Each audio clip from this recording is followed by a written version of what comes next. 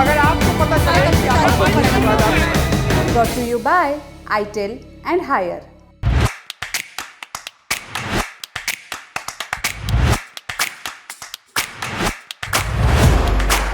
दिल्ली तेरे रूप रंग पर कैसे हृदय फंसेगा, दिनकर लिख कर के गए हैं। दिल्ली के कितने रूप, दिल्ली के कितने रंग। ताज़ा रंग है चुनाव का, विधानसभा चुनाव वहाँ होने वाले हैं। तय होने को है कि जो एकता लोकसभा में हुई थी, क्या उसकी कोई भी गुंजाइश भले ही नतीजों के बाद ही सही, क्या दिल्ली में भी बचेगी। पता चलेगा कि क्या लगातार 3 बार देश में सरकार बना चुकी भारतीय जनता पार्टी इस बार दिल्ली का बॉक्स टिक कर पाएगी, और इस प्रयास में पार्टी किन बड़े चेहरों को अलग अलग राज्यों से बुला करके दिल्ली में डेरा डलवाएगी। क्या जेल काट कर आए अरविंद केजरीवाल विमेन वेलफेयर के वास्ते, महिलाओं के लोक कल्याण के वास्ते लाई एक योजना के सहारे सत्ता में वापसी कर पाएंगे, क्योंकि अंतिम मुहर तो उस पर एलजी की मेज से ही लगनी है। दिल्ली तेरे रंग रूप पर एक रंग संसद के बाहर भी दिखा, काला रंग, जिसे लहराकर विपक्ष ने एक कारोबारी का नाम लिया, आरोप सत्ता पक्ष पर लगाया। जवाब में सरकार भी एक और कारोबारी का चेहरा, उसका नाम लेकर के आई, और फिर वही बात कि उस पे बोलते हो तो इस पे क्यों नहीं। मुखौटे हैं, भाषण है, एक प्रस्ताव है जो उच्च सदन के इतिहास में ऐतिहासिक है, एक भाषण है जिसके लिए लोग कह रहे हैं कि ये पहले क्यों नहीं आया। भाषण जिस ब्लॉक में होता है उसी ब्लॉक को लेकर के कुछ कह मुकरियां हैं, सीटों की अदला बदली है और अदला बदली है मुद्दों की भी, जिनकी पूरी खबर होगी आज। नमस्कार, अपन है कुलदीप और ये है लल्लन टॉप का वीकली पॉलिटिकल प्रोग्राम नेता नगरी।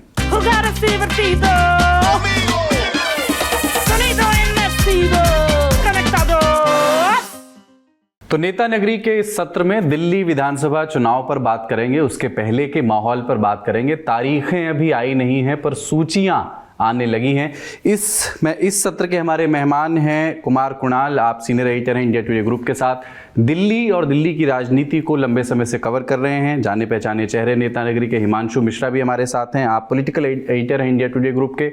उनसे ये पूछेंगे कि दिल्ली में इस बार बीजेपी के दांव क्या होंगे, उन सुर्खियों में, उन खबरों में कितना दम है कि क्या इस बार भारतीय जनता पार्टी कुछ बड़े चेहरों को विधानसभा में भेज सकती है, जैसे प्रयोग वो पिछले दिनों करती रही है। मध्य प्रदेश विधानसभा से लेकर के राजस्थान तक के उदाहरण हैं।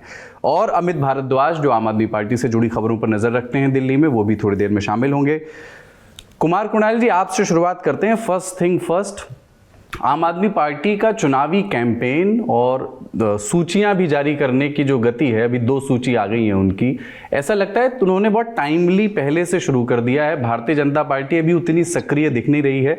आप दिल्ली में अगर घूमें तो आपको अरविंद केजरीवाल के होर्डिंग्स ज़्यादा दिखेंगे। हालांकि जनरली ये माना जाता है भारतीय जनता पार्टी के पास संसाधन ज़्यादा हैं, जब वो एंट्री करेगी इस कैंपेन में तो झूम करके एंट्री करेगी, पर पहले से जो प्रयास आम आदमी पार्टी कर रही है, इस चुनाव का प्री टेक्स्ट अब क्या हो गया है, क्योंकि ये तीसरा चुनाव है लगातार सत्ता में बने रहते हुए, और एक किस्म की एंटी इनकम्बेंसी की प्रबल संभावनाएं होती हैं जब तीसरी बार एक मुख्यमंत्री चुनाव में जा रहा हो। बिल्कुल, और इसीलिए जब तीसरी बार आम आदमी पार्टी चुनाव में जा रही है तो अरविंद केजरीवाल मुख्यमंत्री नहीं है। एक जो काट है ना कि एंटी इनकम्बेंसी को किसी तरीके से अपने चेहरे से हटाया जाए, जो उनके ऊपर आरोप लगे जिसकी वजह से वो जेल गए, उसको हटाने की कोशिश में उन्होंने आतिशी को अपना मुख्यमंत्री तो बना दिया। अब स्थिति ये है कि आतिशी अभी मुख्यमंत्री हैं, ये चुनाव आतिशी के चेहरे पर नहीं हो रहा है, हो तो रहा है अरविंद केजरीवाल पर ही।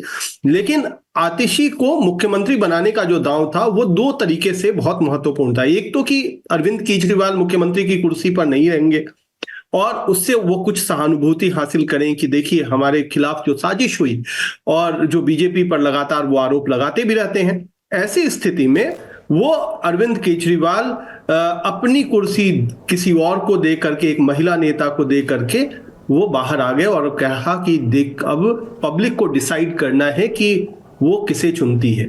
दूसरा जो फायदा हुआ है वो है अरविंद केजरीवाल फ्री हो गए। अरविंद केजरीवाल के पास अभी बहुत कुछ काम नहीं है जो सरकार से जुड़े काम होते हैं, तो आज की तारीख में वो अलग अलग गलियों में घूम रहे हैं। तो ये एक बुनियादी फायदा ये होगा कि आपने अरविंद केजरीवाल को 6 महीने के लिए बिल्कुल दिल्ली में घूमने के लिए छोड़ दिया। तो जब बीजेपी का रथ घूमेगा उससे पहले अरविंद केजरीवाल पूरी दिल्ली में एक चक्कर काट चुके होंगे, जो कि ऑलरेडी लगभग उन्होंने काट लिया है। अब विज्ञापन पे अगर आप आते हैं तो विज्ञापन तो आपको दिख रहे होंगे अरविंद केजरीवाल के। आज मैं घूम रहा था तो बीजेपी के भी विज्ञापन नजर आने लगे, लेकिन बीजेपी के जो विज्ञापन आज मुझे नजर आए उसमें चेहरा नहीं नजर, उसमें आम पब्लिक का चेहरा दिया गया। जैसे कि एक जगह मैं विज्ञापन देख रहा था तो उसमें एक बूढ़ी माताजी का पिक्चर इस्तेमाल किया गया है कि आयुष्मान योजना नहीं कराई अरविंद केजरीवाल ने लागू, उसके लिए कौन है दोषी, तो अब नहीं सहेंगे, बदल के रहेंगे, इस तरीके का उन्होंने उसी पे चस्पा कर दिया, जो उनकी टैग लाइन है इस बार। देखिए टैग लाइन जो दोनों पार्टियां हैं उन दोनों पार्टियों की टैग लाइन आ गई है इस बार। फिर लाएंगे केजरीवाल है आम आदमी पार्टी की, और अब ना सहेंगे बदल के रहेंगे ये है बीजेपी की। तो अब इसमें किसका कितना पब्लिक में अपील बढ़ती है, क्योंकि आम आदमी पार्टी की जो पिछली 2 बार में थे टैगलाइन, एक 5 साल केजरीवाल जो पहली बार 2015 में उन्होंने इस्तेमाल किया, और फिर से केजरीवाल जो 2020 में उन्होंने इस्तेमाल किया, वो बहुत हिट रहा था, उसके पर गाने भी बने थे। तो ये तमाम चीजें देखने को मिलेंगी। लेकिन बात यही है कि क्या अरविंद केजरीवाल का बाहर आना बीजेपी के लिए मुसीबत बन सकता है? तो निश्चित तौर पर बन सकता है, क्योंकि आज की तारीख में अगर हम देखें अक्रॉस द पार्टी लाइन तो हमें जो सबसे बड़ा चेहरा नजर आते हैं वो अरविंद केजरीवाल ही हैं। आम आदमी पार्टी उस चेहरे को भुनाने के लिए कोशिश करेगी, बीजेपी और कांग्रेस उसी चेहरे पर अटैक करेगी, क्योंकि अगर आपने अरविंद केजरीवाल पर अटैक नहीं किया तो आपकी सत्ता में वापसी मुश्किल है। 1993 के बाद दिल्ली में विधानसभा चुनाव नहीं जीती है बीजेपी, यानी लगभग 32 साल पहले जो चुनाव जीता था बीजेपी ने, उसके बाद उन्हें कोई चुनाव में जीत हासिल नहीं हुई है।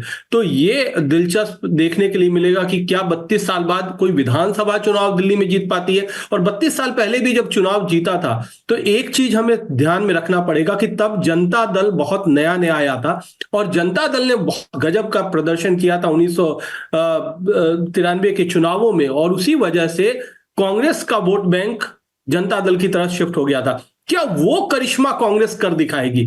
क्या आम आदमी पार्टी का वोट काटने की स्थिति में आज कांग्रेस आने वाली है? अगर आकर के वोट का एक बड़ा हिस्सा आम आदमी पार्टी के हिस्से से निकाल ले जाती है तब बीजेपी की संभावना बेहतर होती है।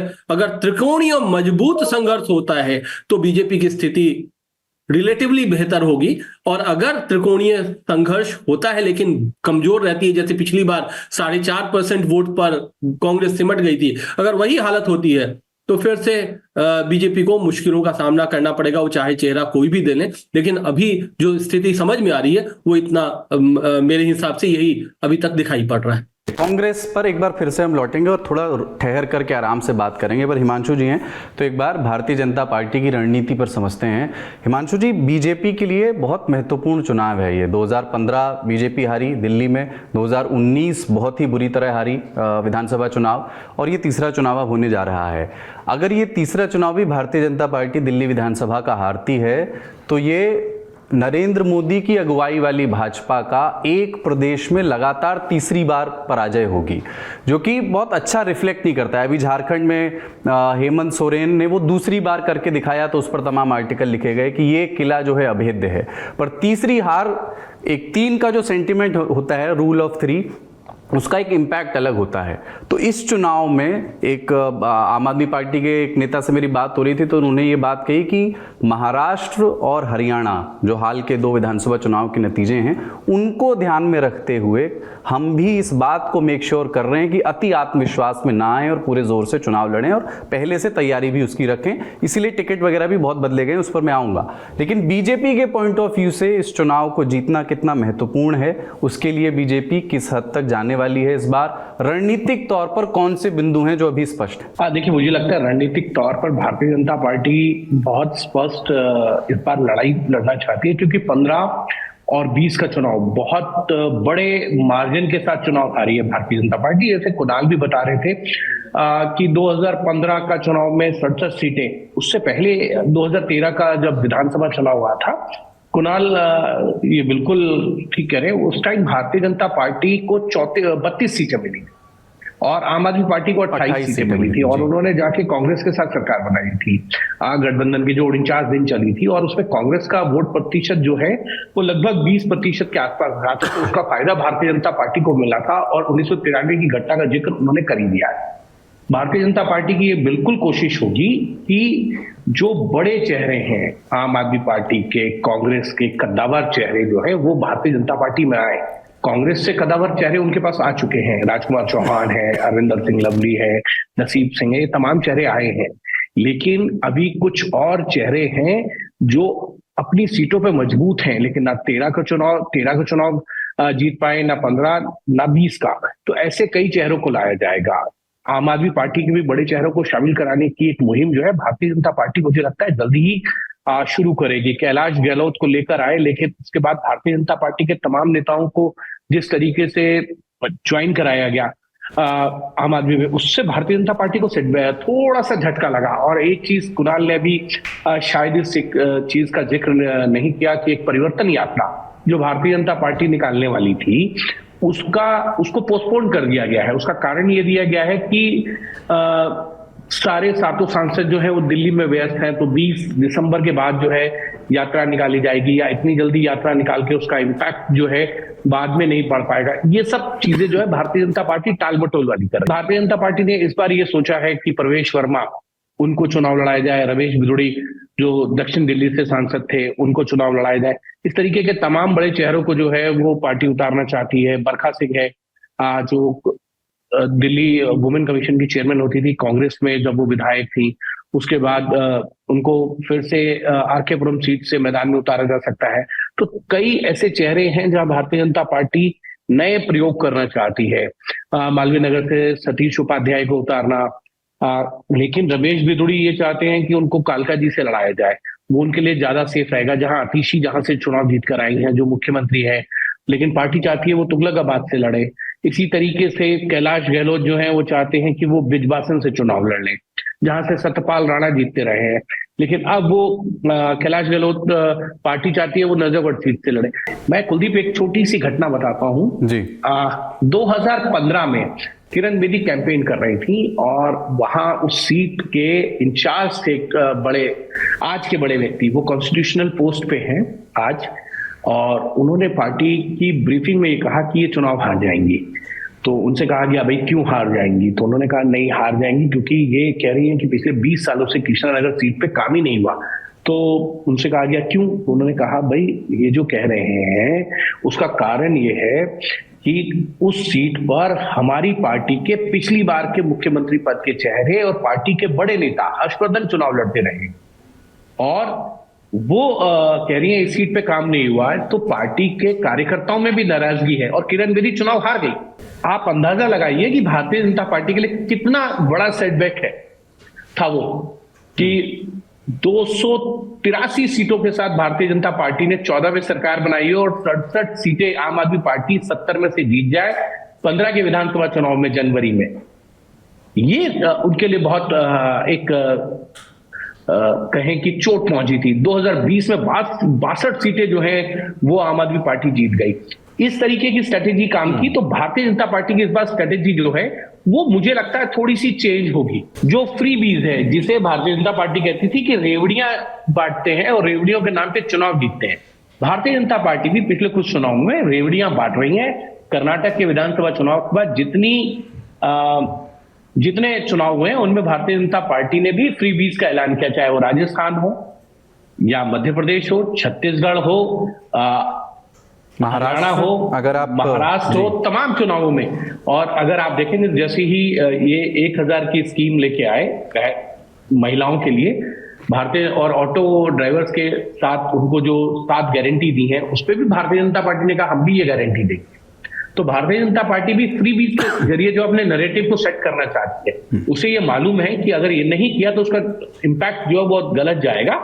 इसीलिए भारतीय जनता पार्टी हर उस चीज का रिप्लाई तो देना चाहती है, लेकिन कहीं ना कहीं मुझे लगता है आज के चुनाव प्रचार को देखते हुए, जैसे कुणाल भी बता रहे थे, एज हल्का सा जो है आम आदमी पार्टी को जरूर है, ठीक। कैंपेन की दृष्टि से। अच्छा, इसमें एक चीज मैं ऐड करना चाहूंगा कुलदीप, जब बात कर रहे थे ना 2013 का वाकया मुझे याद आ गया, क्योंकि 1993 के बाद अगर बीजेपी कभी सबसे नजदीक आई सत्ता के तो वो 2013 था, जब 32 सीटें जीती थी, जिसका जिक्र कर रहे थे हिमांशु। अब उस समय मैं था उपराज्यपाल के दफ्तर पर, और हर्षवर्धन उस समय उन्होंने बनाया हुआ था कि मुख्यमंत्री का चेहरा होंगे। वो अंदर गया तो मेरे बहुत जान पहचान के अच्छे नेता हैं, सीनियर नेता, जिन्होंने कहा कि आप अंदर क्या कहने जा रहे हैं, क्या आप वहां पर जाकर के दावा ठोकेंगे सरकार बनाने का, या आप क्या करके आएंगे।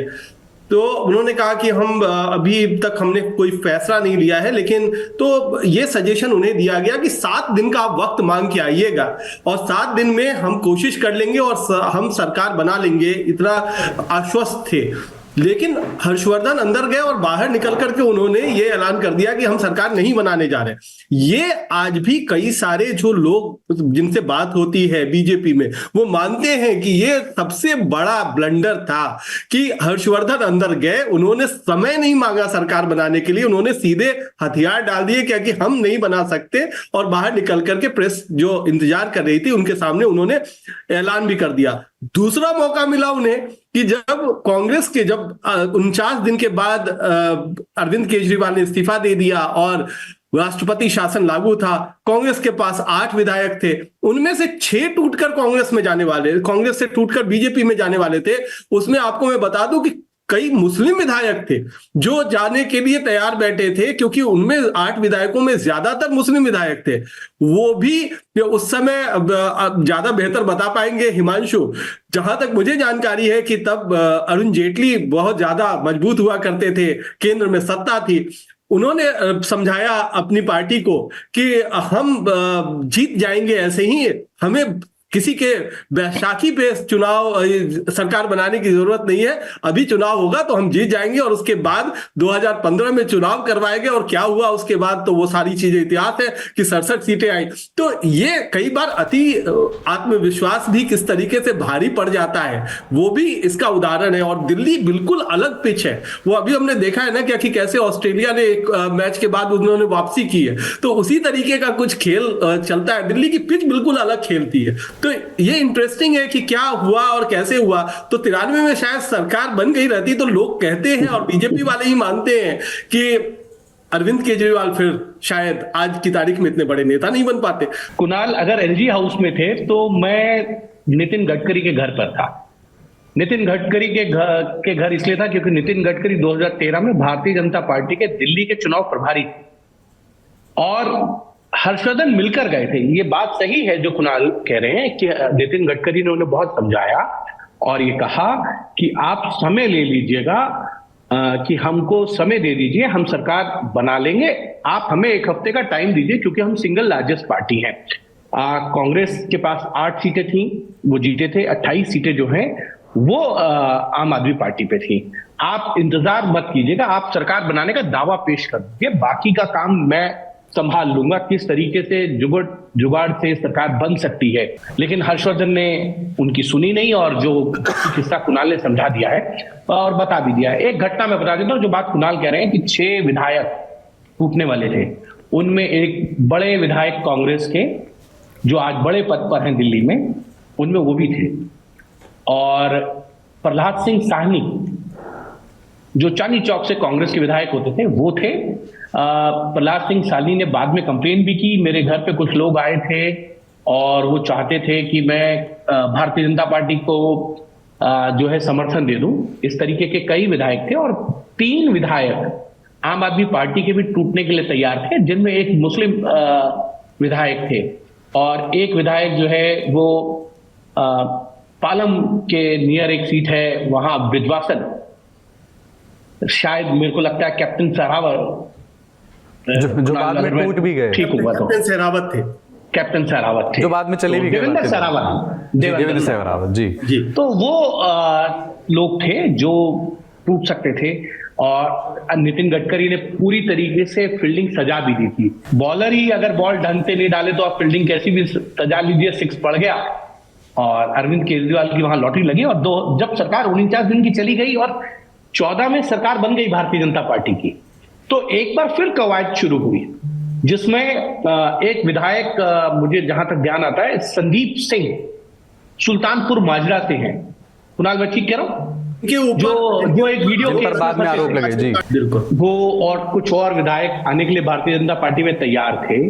एक बैठक होती है, लेकिन दिल्ली के उस वक्त बड़े नेता थे, मतलब केंद्र में थे, लेकिन उन्होंने ये कहा कि हमको इस तरीके की जोड़ तोड़ की सरकार नहीं बनानी चाहिए, हम चुनाव जीत जाएंगे। कई बार आप कितनी कोशिश कर लीजिए, लेकिन आपका बॉलर या आपका बैट्समैन ही वो उस पिच को समझ ना पाए, और कई बार हम कहते हैं लड्डू गेंद पर भी आप कैच दे बैठते हैं क्रिकेट में। मुझे अमित भारद्वाज दिख गए टहलते हुए, खूबसूरत पृष्ठभूमि है पीछे, पेड़ और हरियाली, उनके पास जाना चाहता हूं। पर छोटा सा एक जो आपने कहा कि एक ये प्रॉब्लम तो भारतीय जनता पार्टी के सामने दिल्ली में वाकई इस लिहाज से बड़ी है कि कभी भी वो मुख्यमंत्री के चेहरे का बहुत ज़्यादातर जगहों पर ऐलान करके चुनाव लड़ते नहीं है, लेकिन चुनाव के बाद प्रॉब्लम ऑफ प्लेंटी होती है कि इनको बनाएं, और कई जगहों पर भी वो नया चेहरा भी ले आते हैं। दिल्ली में समस्या ये है कि चुनाव के बाद भी चेहरा नहीं होता है। इसको काउंटर करने के लिए आपने बताया कि रमेश विधुड़ी चुनाव लड़ सकते हैं, प्रवेश वर्मा हो सकता है चुनाव लड़ें, पर क्या स्मृति ईरानी और डॉक्टर हर्षवर्धन, ये दोनों लोग भी इस बार विधानसभा का चुनाव लड़ते हुए दिखेंगे जैसी कुछ सुगबुगाहटें हैं? डॉक्टर हर्षवर्धन वो चुनाव लड़ना चाहते हैं। विजय गोयल जो पूर्व में मंत्री हैं, 4 बार के सांसद रह चुके हैं, राज्यसभा में सांसद रहे हैं, मंत्री रहे हैं केंद्र सरकार में, वाजपेयी सरकार में भी, और मोदी सरकार 2 के अंदर भी। तो तमाम इस तरीके की चीजें जो है वो देखने को तो दिखी हैं। लेकिन स्मृति ईरानी एक बड़ा चेहरा है भारतीय जनता पार्टी की। अमेठी में अभी उनकी हार हुई है, लेकिन 2004 के अंदर उन्होंने लोकसभा का चुनाव जो है चांदनी चौक सीट से चुनाव लड़ा था कपिल सिब्बल के खिलाफ। वहां वो चुनाव हार गई थी। दिल्ली में पली बड़ी हैं, पढ़ी दिल्ली में है। तमाम उनकी जो ये कहें कि स्कूलिंग और कॉलेजिंग वो सब दिल्ली का है। तो और दिल्ली में एक पंजाबी चेहरे है, ऐसा नहीं है। आप देखें कि पिछले कई एक्सपेरिमेंट भारतीय जनता पार्टी ने किए हैं। मदन लाल खुराना के नेतृत्व में 2003 में भी गए, चुनाव हारे। विजय कुमार मल्होत्रा पंजाबी चेहरा, चुनाव हारे। 13 में हर्षवर्धन बढ़िया कम्युनिटी से आते हैं। भारतीय जनता पार्टी लगभग जीत के करीब पहुंची, लेकिन जीत नहीं पाई, चुनाव हार गई। 15 में किरण बेदी को लेके आए। उधार की लठेत थी, जिनको मैं हमेशा कहता हूं कि भारतीय जनता पार्टी उधार की लठेतों पे ज्यादा विश्वास करती है। एक हफ्ते के अंदर तो वो मुख्यमंत्री की कैंडिडेट हो गई थी ज्वाइनिंग के बाद। बहुत बड़ी हार भारतीय जनता पार्टी को मिली थी। 20 में भारतीय जनता पार्टी ने किसी को चेहरा नहीं बनाया, तो भी भारतीय जनता पार्टी को बहुत बड़ी हार मिली। अब 25 का विधानसभा चुनाव है, और ऐसे में भारतीय जनता पार्टी को यह सोचना होगा कि अरविंद केजरीवाल एक बड़ा चेहरा है, इसमें कोई दो राय नहीं होनी चाहिए। और अगर उनके सामने कोई चेहरा नहीं होगा तो उसका नुकसान भारतीय जनता पार्टी को जरूर मिल सकता है। स्मृति ईरानी बहुत अच्छी कैंडिडेट हो सकती है, लेकिन ये पार्टी को डिसाइड करना है कि उनको चुनाव लड़ाना है नहीं लड़ाना, किस सीट से लड़ेंगी, कहां, कैसे, किसी पंजाबी सीट से या नई दिल्ली से। लेकिन वहां से प्रवेश वर्मा का लगभग नाम चल चुका है। तो ऐसी कौन सी सीट से स्मृति ईरानी को लाके लड़ाया जाए दिल्ली की, क्योंकि उन्होंने दिल्ली में सिर्फ चांदनी चौक से लोकसभा लड़ा। क्या वो वेस्ट दिल्ली से चुनाव लड़ना चाहेंगी, या नई दिल्ली की किसी और विधानसभा सीट से चुनाव लड़े? मालवीय नगर है, ग्रेटर कैलाश है, जंगपुरा है, या फिर कस्तूरबा नगर है। तमाम सीटें हैं ऐसी कई, या राजेंद्र नगर की सीट है, करोल बाग है। इन सीटों से चुनाव लड़ना चाहेंगी। बहुत सी सीटें हैं, लेकिन क्या स्मृति ईरानी को भारतीय जनता पार्टी चेहरा बनाएगी? क्योंकि एक चीज है कि जब भारतीय जनता पार्टी का सदस्यता अभियान चल रहा था, तो जो मैं और कुणाल रिकॉर्डिंग से पहले बात कर रहे थे, वो लगभग आधे से ज्यादा डिस्ट्रिक्ट्स के अंदर जो है उस सदस्यता अभियान की ऑब्जर्वर के तौर पे वहां पे गई थी। ये एक पार्टी ने, मुझे लगता है, चेक एंड बैलेंस करने की कोशिश की होगी, थोड़ा सा लिटमस टेस्ट कर लिए कि क्या रुख है, वो भापा होगा और भारतीय जनता पार्टी सर्वे करा रही होगी। अंत में मुझे लगता है फैसला भारतीय जनता पार्टी की आलाकमान को लेना है कि वो चेहरा किसको बनाएंगे, स्मृति ईरानी या कोई अन्य चेहरा, या कोई अरविंद केजरीवाल के सामने ऐसा चेहरा जो उनको टक्कर दे। विजय गोयल जो है वो बढ़िया समाज से आते हैं, हर्षवर्धन भी बढ़िया समाज से, तो उनको, लेकिन मुझे लगता है कि अब इन चेहरों पर भारतीय जनता पार्टी बहुत ज्यादा स्टिक नहीं लगाना चाहेगी जी, क्योंकि विजय गोयल को 2020 में भी जो है भारतीय जनता पार्टी ने, उनकी राज्यसभा समाप्त हो रही थी और उनको चुनाव नहीं लड़वाया था यहाँ। और मंत्री भी नहीं थे वो केंद्र में। तो तमाम इस तरीके की चीजें हैं। हर्षवर्धन को जिस तरीके से टिकट भी नहीं दी गई, उनको मंत्री पद से 2021 में हटाएगा। तो मुझे लगता है, खैर लॉटरी किसकी लग जाए नहीं लगे, विष्णुदेव साय छत्तीसगढ़ में इसका उदाहरण है।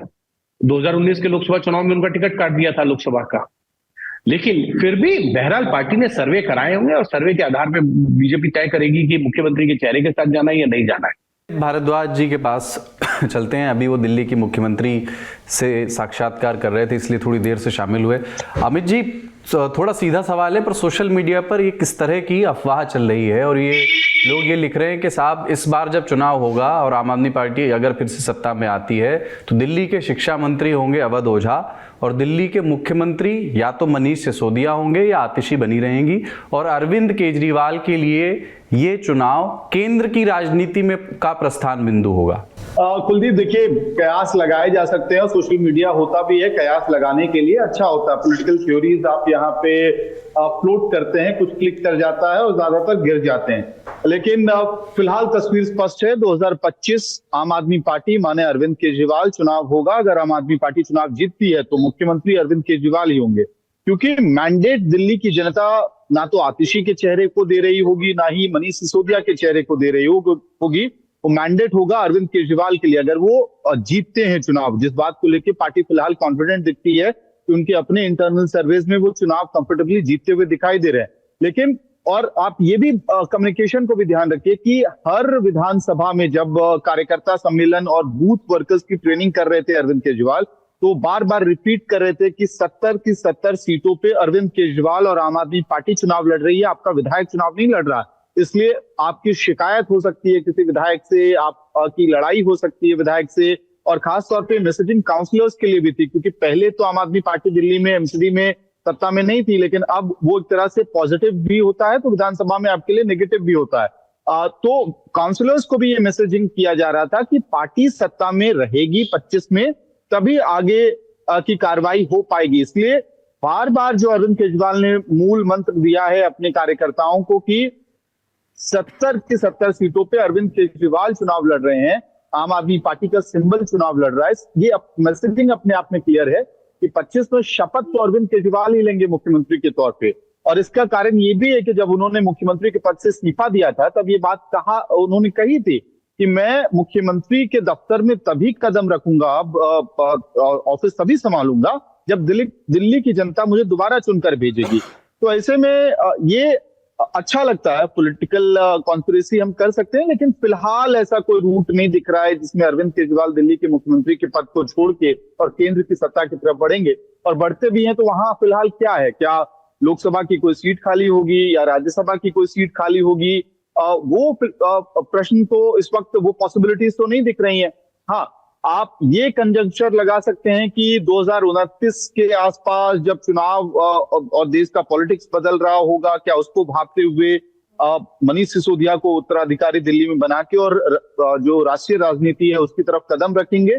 ये एक बहुत दूर की बात है और इस तरह के प्रपोजिशंस को ना तो रिजेक्ट कर सकते हैं और ना ही फिलहाल एक्सेप्ट कर सकते हैं, लेकिन डिनाई नहीं कर सकते। ये पॉसिबिलिटी है अगर 2029 में आपको बीजेपी बिल्कुल साफ तौर पे देश की राजनीति से बाहर जाती हुई दिखाई दे रही हो, गठबंधन की सरकार आ रही हो, तो बहुत कुछ बदलेगा। ऐसी स्थिति में फिर दिल्ली क्या, झारखंड क्या, अलग अलग जगह पे जहां रीजनल सेक्टर्स हैं, रीजनल बड़े कल्ट लीडर्स जिन्होंने अपनी कल्ट लीडरशिप स्टैब्लिश की है अपने अपने इलाकों में, वहां पे आपको फेरबदल होता हुआ दिखाई देगा।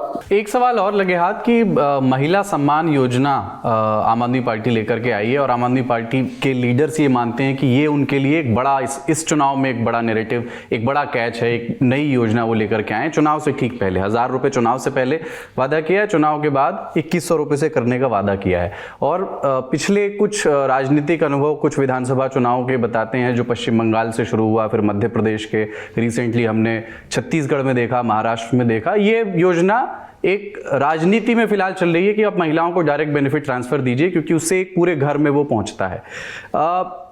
सवाल यह है कि देंगे कैसे। अरविंद केजरीवाल चुनाव प्रचार करते हुए कह रहे हैं, उनको कोट कर रहा हूं, कि जैसे मैंने बिजली फ्री कर दी वैसे मैं 2100 रुपए लागू कर दूंगा। कोई पूछे कि केजरीवाल पैसे कहां से लाएगा तो कह देना कि हमारा केजरीवाल जादूगर है, छड़ी घुमाएगा पैसे ले आएगा। पैसों का मैनेजमेंट प्रॉब्लम नहीं है यहाँ, कि कैसे मैनेज, बजट कैसे मैनेज करेंगे वो एक अलग मसला है, लेकिन कैबिनेट और विधानसभा की मंजूरी के इतर इस योजना को लागू करने के लिए एलजी की मुहर भी जरूरी है, जो कि चुनाव से पहले तो क्या चुनाव के बाद भी लगेगी। इस बात की, इस पर आशंकाएं हैं, इस पर प्रश्न चिन्ह हैं। तो क्या ये जो चुनावी वादा है वो फॉर्म भरवा लेने की एक औपचारिकता तक ही सीमित है? सिर्फ ये एक एतबार का मामला है कि केजरीवाल, अरविंद केजरीवाल और उनकी पार्टी फॉर्म भरवा रही है तो चुनाव बाद डिलीवर कर ही देंगे? एक पॉलिटिकल टोकन तो निश्चित रूप से है ये, कि जो आम आदमी पार्टी हमेशा प्रपोज करना चाहती है कि अरविंद केजरीवाल मतलब माने ट्रस्ट, माने भरोसा, क्योंकि बिजली, पानी, स्कूल, अस्पताल ये हमने आपको प्रॉमिस किया था 15 में और 20 में तो हमने डिलीवर किया है, ये उनका प्रपोजिशन है। निश्चित रूप से कई सारे बॉटलनेक्स, और ये बॉटलनेक्स से इसी वजह से आपको इतनी डीले दिखाई देती है कि एकदम नेक टू नेक अब चुनाव आने को है, मॉडल कोड ऑफ कंडक्ट किसी भी समय लागू हो सकता है दिल्ली में, और ऐसी स्थिति में इस योजना को कैबिनेट ने पास किया और इसके बाद सर्कुलर को इशू किया गया है। तो जो पूरी डीले है उसमें प्लानिंग डिपार्टमेंट की तरफ से, फाइनेंस डिपार्टमेंट की तरफ से, अलग अलग समय में ब्यूरोक्रेसी के बॉटलनेक से जिसको पार करते हुए कल कैबिनेट ने इसको पास किया है। तो फिलहाल दो चीजें इसमें देखिए, 1000 रुपए वाली स्कीम तो पास हो गई है, इसका रजिस्ट्रेशन प्रोसेस अब शुरू होगा, अगले 1 हफ्ते में हो, 10 दिन में हो, रजिस्ट्रेशन का काम शुरू करा दिया जाएगा, नंबर 1। नंबर 2, जो 2100 वाला वादा है वो तब होगा जब अरविंद केजरीवाल की सरकार अगर रिपीट होती है, आम आदमी पार्टी की सरकार रिपीट होती है, तो ऐसी स्थिति में वो 2100 रुपए देने का वादा कर रहे हैं। और जो फॉर्म अरविंद केजरीवाल ने कल बोला है भरने के लिए, उसको समझिए बहुत ही पोटेंट पॉलिटिकल वेपन है वो। इसके लिए एक छोटा एग्जांपल है, 2019 का मैं झारखंड का चुनाव कवर कर रहा था, हेमंत सोरेन की पार्टी ने घर घर जाके एम्प्लॉयमेंट कार्ड भरवाए थे, और ये एकदम सुदूर इलाकों में, ट्राइबल इलाके, आदिवासियों के, दलितों के गांव, जहां पे आमतौर पे चुनाव कैंपेन में बहुत ज्यादा नेता भी नहीं पहुंचते हैं, तो वहां से आपको मिलता है गोल्डन डेटा, क्योंकि इन फॉर्म्स में जो वोटर होता है बहुत कॉन्शियस होकर अपने नाम की स्पेलिंग भी सही लिखता है, age, caste, gender, geo location सब कुछ सही होता है। और जब इस तरह का डेटा आपके पास कैंपेनिंग के लिए आ जाए तो आप इसको जिस मायने में चाहे हार्नेस कर सकते हैं। बिल्कुल टारगेटेड कैंपेन आप सोशल मीडिया पे करेंगे, व्हाट्सएप कैंपेन बहुत टारगेटेड होगा, आपको हर जगह का कास्ट का, क्लास का, इकोनॉमिक रेशियो, जेंडर रेशियो सब पता होता है। तो कैंपेनिंग की जो विधि है वो बहुत ही आसान हो जाती है ऐसी स्थिति में। इसलिए मुझे लगता है कि जो फॉर्म वाली प्रक्रिया है वो 2 कामों में आएगी। एक तो पॉजिटिव कैंपेन होगा आम आदमी पार्टी का, उसके वॉलंटियर्स घर घर जाके महिलाओं से जब बात करेंगे तो पहली बार लंबे समय से, मैं ये बात पहली बार इसलिए कह रहा हूं क्योंकि साल भर से जो आम आदमी पार्टी के आउटरीच कैंपेन्स रहे हैं वो बहुत ही नेगेटिव नोट पे रहा है। वो हमेशा ये कहते हुए रहा है कि देखिए एलजी काम नहीं करने दे रहा है, या अरविंद केजरीवाल को जेल भेज दिया गया, या बीजेपी तानाशाही कर रही है। इसी तरह के कैंपेन्स को लेके वो घर घर तक पहुंचे। इससे बहुत ज्यादा मोटिवेशन नहीं आता है वोटर्स के अंदर, लेकिन ये ऐसा कैंपेन होगा जहां पे आउटरीच कैंपेन में रेस्पॉन्स ऑटोमेटिकली बहुत जबरदस्त होगा, तो आपका कैंपेन पॉजिटिव जाता है।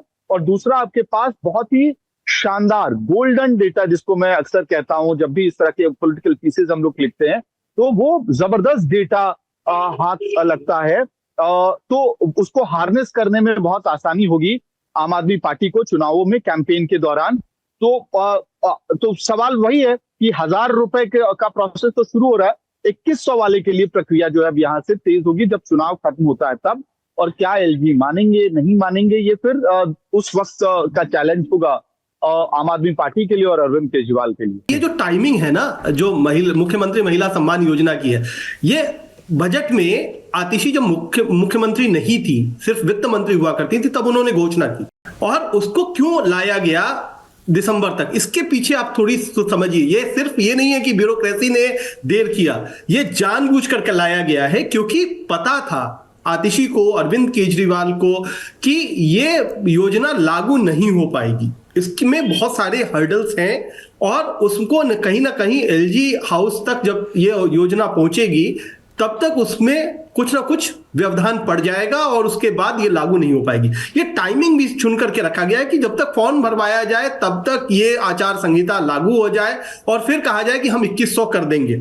ये एक इसलिए रोचक है और इसीलिए इसकी टाइमिंग को इतना चुनाव के करीब लाया गया है कि इसका जो एक नोशनल फायदा है वो ज्यादा दिखाई पड़ेगा रादर देन कि उसको आपको बेनिफिट मिले। ये नहीं होने वाला है, ये 1000 रुपए भी नहीं आने वाले हैं। ये बिल्कुल आप साफ समझ लीजिए कि ये किसी भी तरीके से 1000 रुपए नहीं आ सकता है। लेकिन वो 1000 रुपए की उम्मीद कि अगर अरविंद केजरीवाल ने महिलाओं के लिए बस यात्रा फ्री की है तो अरविंद केजरीवाल 1000 रुपए देंगे और फिर उसको 2100 रुपए करेंगे, क्योंकि उन्होंने एक जगह डिलीवर किया है, उन्होंने बिजली पानी पर डिलीवर किया है, उन्होंने बस यात्रा को डिलीवर किया है। तो वो जो उम्मीद है वो ट्रांसफर हो 1000 रुपए ट्रांसफर नहीं होगी, लेकिन वो उम्मीद ट्रांसफर करेंगे और उस ट्रांसफर के दम पर वो वोट ट्रांसफर करवाना चाहेंगे इलेक्शन में। तो ये स्ट्रेटजी मुझे फिलहाल नजर आती है आम आदमी पार्टी। हाँ, 2-3 चीजें इसमें ऐड करने के लिए। एक तो बिल्कुल शॉर्ट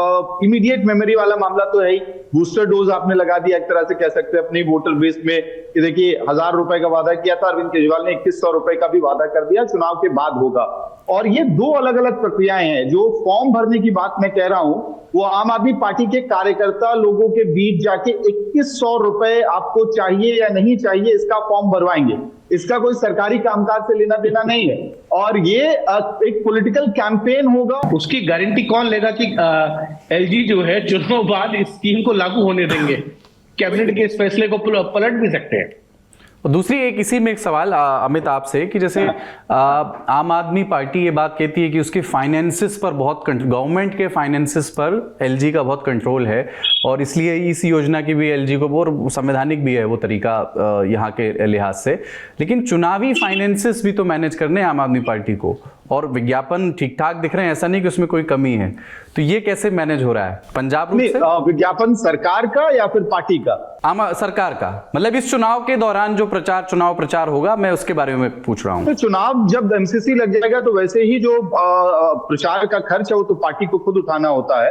तो ये 2 तो बिल्कुल अलग चीजें हैं। और वैसे भी अगर आप मॉडल को देखेंगे, एडवर्टाइजमेंट मॉडल को देखेंगे तो दिल्ली सरकार का एडवर्टाइजमेंट एक्सपेंस बहुत कम हो गया। जो यहाँ की एजेंसी है, पब्लिसिटी एजेंसी सरकार की, उस पे जो नकेल कसी गई जो वर्तमान के एलजी हैं उनके द्वारा, उसके बाद वो सिस्टम एक तरह से आप कह सकते हैं बहुत मेगर रह गया है। तो पंजाब सरकार का एड आपको बाय एंड लार्ज दिखाई देता है, जिससे आम आदमी पार्टी का एक लार्जर इंप्रेशन बनता है। जो चुनाव में प्रचार है पार्टी का, उसके लिए तो एक अलग पूरा सिस्टम है जिसको लेके वो लोग चलेंगे। हाँ, 2100 रुपए का फाइनेंशियल कितना वो जुडिशियस डिसीजन है इसको लेके भी मैंने आतिशी से पूछा तो उनका वही एक जो नेता का जवाब होना चाहिए वही था कि देखिए हम ईमानदारी से अपना बजट कलेक्ट करते हैं, रेवेन्यू कलेक्ट करते हैं और ईमानदारी से स्पेंड करते हैं, इसलिए हम टैक्स पेयर्स को बेनिफिट दे पा रहे हैं, महिलाओं को डायरेक्ट बेनिफिट दे पा रहे हैं। और बाकी राज्यों में बीजेपी की जहां सरकारें हैं वहां पे सरकार घाटे में चल रही है। तो एक राजनीतिक बयान है, इसको लेके जब एक बार ये इम्प्लीमेंटेशन अगर हो जाता है तो बहुत तरह के फिर उसके बाद स्टडीज शुरू होंगे कि क्या बॉटलनेक्स था, कहाँ पे लूप होल्स थे और क्या उसने बहुत बड़ा बर्डन डाला है दिल्ली की सरकार पे, फाइनेंशियल बर्डन डाला है और कैसे ओवरकम कर रही है सरकार। ये सारे सवाल मुझे लगता है अगर इंप्लीमेंट हो गया तो 6 महीने बाद ये सवाल उठने शुरू होंगे। और आखिर में एक चीज मैं जरूर ऐड करना चाहूंगा, जो नई पॉलिटिकल स्ट्रैटेजी है ना, उसमें हिमांशु सर की बात पे ही मैं ऐड कर रहा हूं, उसमें डेटा कलेक्शन आपने 2 बार 3 बार चुनाव लड़ लिया तो वहां खत्म नहीं होता है। बहुत प्रिसाइज टारगेटिंग आप डेटा से कर सकते हैं और न्यू एज टेक्नोलॉजी जिस तरह से आई है, जिस तरह से पॉलिटिकल पार्टीज ने खुद को रिवैम्प किया है, वो हर चुनाव के साथ अपनी टेक्नोलॉजी को अपग्रेड करना चाहती है। इसका सबसे बेस्ट एग्जांपल है 2024 के जो लोकसभा चुनाव हुए थे। पॉलिटिकल पार्टियों को लग रहा था कि वो जो आउटडोर कैंपेन कर रही है उससे बहुत बड़ा फर्क पड़ रहा है, लेकिन जो आपका युवा वोटर बेस है वो इंस्टाग्राम जैसे ऐप पे रेस्पॉन्ड कर रहा था, चाहे बीजेपी का कैंपेन हो या फिर जो कांग्रेस का कैंपेन है, उन दोनों को कैंपेन्स के सपोर्ट और काउंटर में तो बहुत बड़ा गेम चेंजर इंस्टाग्राम पे बन रहा था। वो एक इको चेंबर, इको सिस्टम वहां पे बना जिसको पॉलिटिकल पार्टीज ने शायद समय पे रियलाइज भी नहीं किया और खासतौर पे बीजेपी को बहुत बड़ा नुकसान लगा था उस ऐप को कंट्रोल नहीं कर पाने, वहां पे नैरेटिव नहीं कंट्रोल कर पाने की वजह से यूथ में खासतौर पे।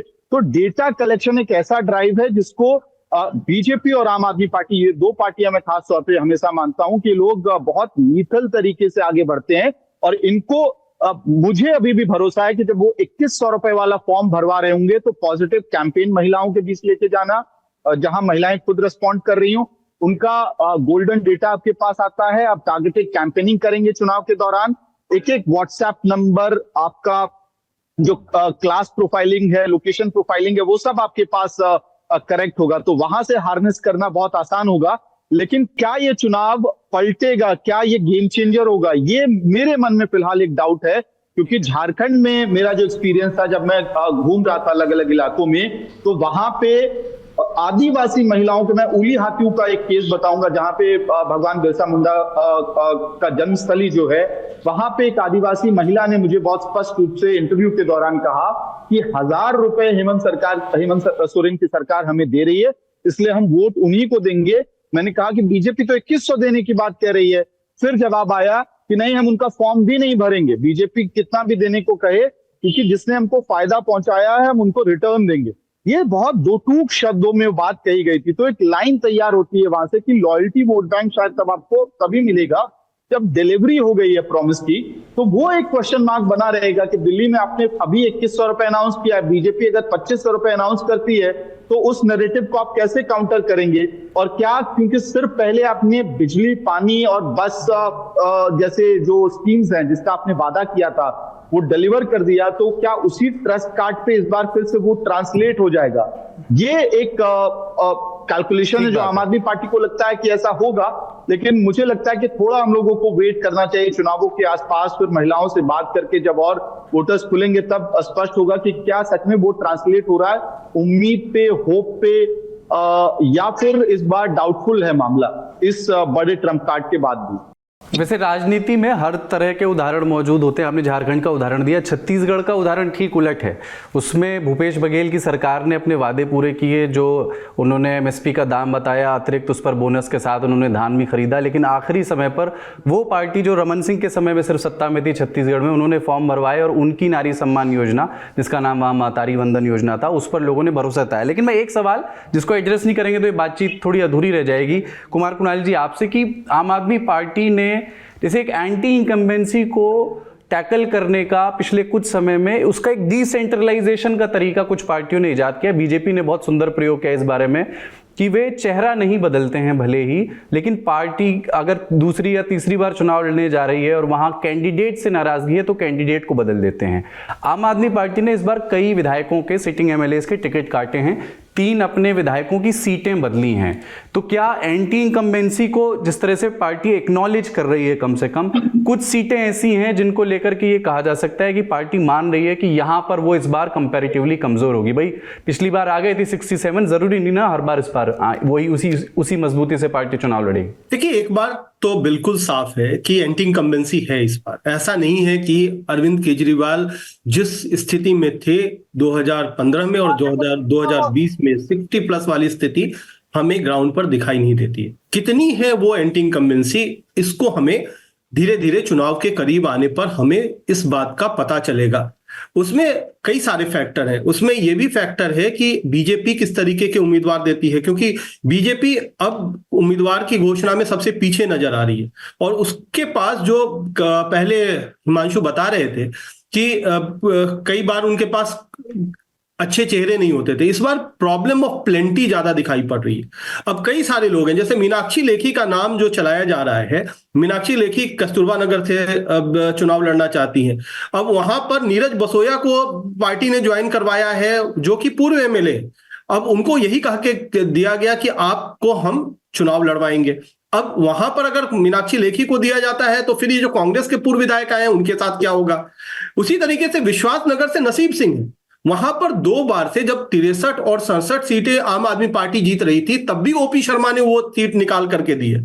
वहां पर वीरेंद्र सचदेवा की भी निगाह है, जो कि अभी प्रदेश अध्यक्ष है, वो भी वहां से चुनाव लड़ना चाहते हैं। तो अब वहां पर अगर आप नसीब सिंह को चुनाव नहीं लड़ाएंगे और नसीब सिंह को आपने इस नाम पर पार्टी के भीतर लिया कि आप वहां पर आपको सीट मिल जाएगी, आपको टिकट मिल जाएगी, तो अब वहां पर कैसे चीजों को स्थिति संभाली जाएगी? बात सिर्फ प्लेंटी नहीं है। अब 2-3 जगहों पर पर क्या खेल हो गया। जैसे अब आप शहादरा की सीट ले लीजिए, वहां जितेंद्र सिंह शंटी इनके पास थे, उनको आम आदमी पार्टी ने अपनी तरफ खींच लिया। रामनिवास गोयल वहां से निकल गए, जो कि पहले पुराने बीजेपी के सदस्य थे, लेकिन वो आम आदमी पार्टी में आए। अब जितेंद्र सिंह शंटी आ गए हैं, अब वहां पर मुश्किल हो गई है कि वहां अब किसको बीजेपी लड़ाएगी। उसी तरीके से सुरेंद्र पाल सिंह बिट्टू, जो कि तिमारपुर से पिछली बार चुनाव लड़े थे बीजेपी से, उन्होंने पार्टी छोड़ करके वो चले गए अब इस समय आम आदमी पार्टी में। अब वहां पर भी बीजेपी के सामने मुश्किल वाला सवाल है। तो बहुत सारे सवाल हैं। तो एंटी इनकम्बेंसी है, इसमें दो राय नहीं है कि ये आम आदमी पार्टी ने जो टिकट बांटे हैं वो सर्वे के आधार पर बांटे हैं, और उन टिकटों को पहले बांटा है जहां पर उन्हें मुश्किल नजर आ रही थी। और इसके पीछे भी एक रणनीति है कि हम पहले अगर जो जिनका टिकट काटना है काट देंगे, और अभी चुनाव की घोषणा में लगभग 1 महीने का वक्त बचा है, तो हम मैनेज कर लेंगे। अगर कोई नाराज भी होता है, पूर्व विधायक नाराज होता है, या वहां पर कोई रिसेंटमेंट ज्यादा हो जाता है, तो उसको भी हम मैनेज करने की कोशिश कर लेंगे। तो वो मैनेज करने की कोशिश है, लेकिन उसमें भी अब हमें दिखाई पड़ेगा थोड़ी देर में, क्योंकि अब्दुल रहमान जो कि सीरमपुर से विधायक थे आम आदमी पार्टी के, उन्होंने कांग्रेस में शामिल हुआ, और कांग्रेस ने उन्होंने कल जो 21 सीटों की घोषणा की है उनमें उनको टिकट भी दे दिया है। तो मतीन अहमद गए थे आम आदमी पार्टी कांग्रेस छोड़ करके, तो अब्दुल रहमान आ गए कांग्रेस में, तो वहां पर अदल बदल हो गया कि जो पिछली बार जो कांग्रेस से लड़ रहे थे वो इस बार आम आदमी पार्टी से लड़ेंगे, जो पिछली बार आम आदमी पार्टी से लड़ रहे थे वो कांग्रेस से लड़ेंगे। तो इस तरीके की स्थितियां बनेंगी।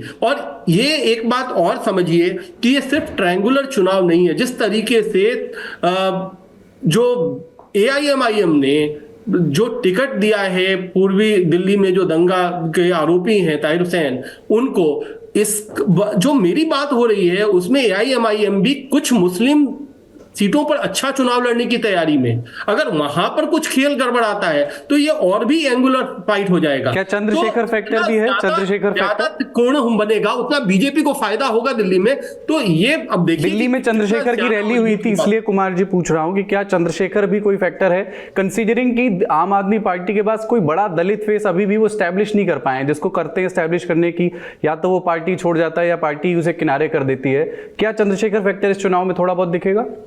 देखिए, चंद्रशेखर फैक्टर बनेंगे या नहीं बनेंगे ये अभी समझ में आएगा, लेकिन एक बात तो आप समझ लीजिए ना, बीएसपी एक फैक्टर रही है दिल्ली में। दिल्ली में बीएसपी का वोट बैंक 5 से लेकर 12% तक फ्लक्चुएट करता रहा है। तो बीएसपी फैक्टर है। अगर आज बीएसपी अगर कमजोर हुई है तो कांग्रेस जिस समय अपने सबसे मजबूत स्थिति में होती थी, जिस समय शीला दीक्षित 3 बार चुनाव लड़ी, उस समय भी बीएसपी ने अच्छे खासे वोट बैंक को पर अपना कब्जा किया था। तो अगर वो बीएसपी वाला जो फैक्टर है वो अगर कहीं छिटकता है खासतौर पर युवाओं में, तो वहां पर चंद्रशेखर एक फैक्टर बन करके आ सकते हैं। कैंडिडेट कैसा देंगे, किस तरीके से चुनाव प्रचार करेंगे, और चंद्रशेखर के साथ एक और जो फैक्टर जोड़ता है वो जोड़ता है उनका जो अल्पसंख्यक हैं उनमें भी एक्सेप्टेंस अच्छी खासी है। तो उसमें किस तरीके से वो चुनाव लड़ते हैं, क्योंकि अभी हमने देखा है मुजफ्फरनगर में जो चुनाव हुआ, बाईपोल हुए, वहां पर चंद्रशेखर नंबर 3 पर आए समाजवादी पार्टी के बाद। तो इस तरीके से वेस्टर्न यूपी का इंपैक्ट जो है वो दिल्ली में काफी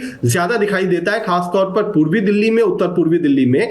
वहां पर चंद्रशेखर एक फैक्टर बन सकते हैं, अभी तक नहीं दिखाई पड़ रहे हैं लेकिन बन सकते हैं अगर उन्होंने तरीके से कैंडिडेट उतारे तो, और उनकी अभी एक्सेप्टेबिलिटी बन रही है युवा वोटरों में खासतौर पर, इसमें कोई भी दो राय नहीं। आदेश जी के पास चलता हूं। आदेश लोकमत में पत्रकार हैं और आप उन्हें नेता नगरी में सुनते रहते हैं। आदेश जी, इस चुनाव में कांग्रेस की भूमिका को लेकर के बहुत बात हो रही है। पिछले चुनाव में 4.2 या 4.3% वोट कांग्रेस को मिला था, जो कांग्रेस एक समय बहुत अच्छा करती थी, दिल्ली में सिमट गई, एकदम 5% के नीचे रह गई।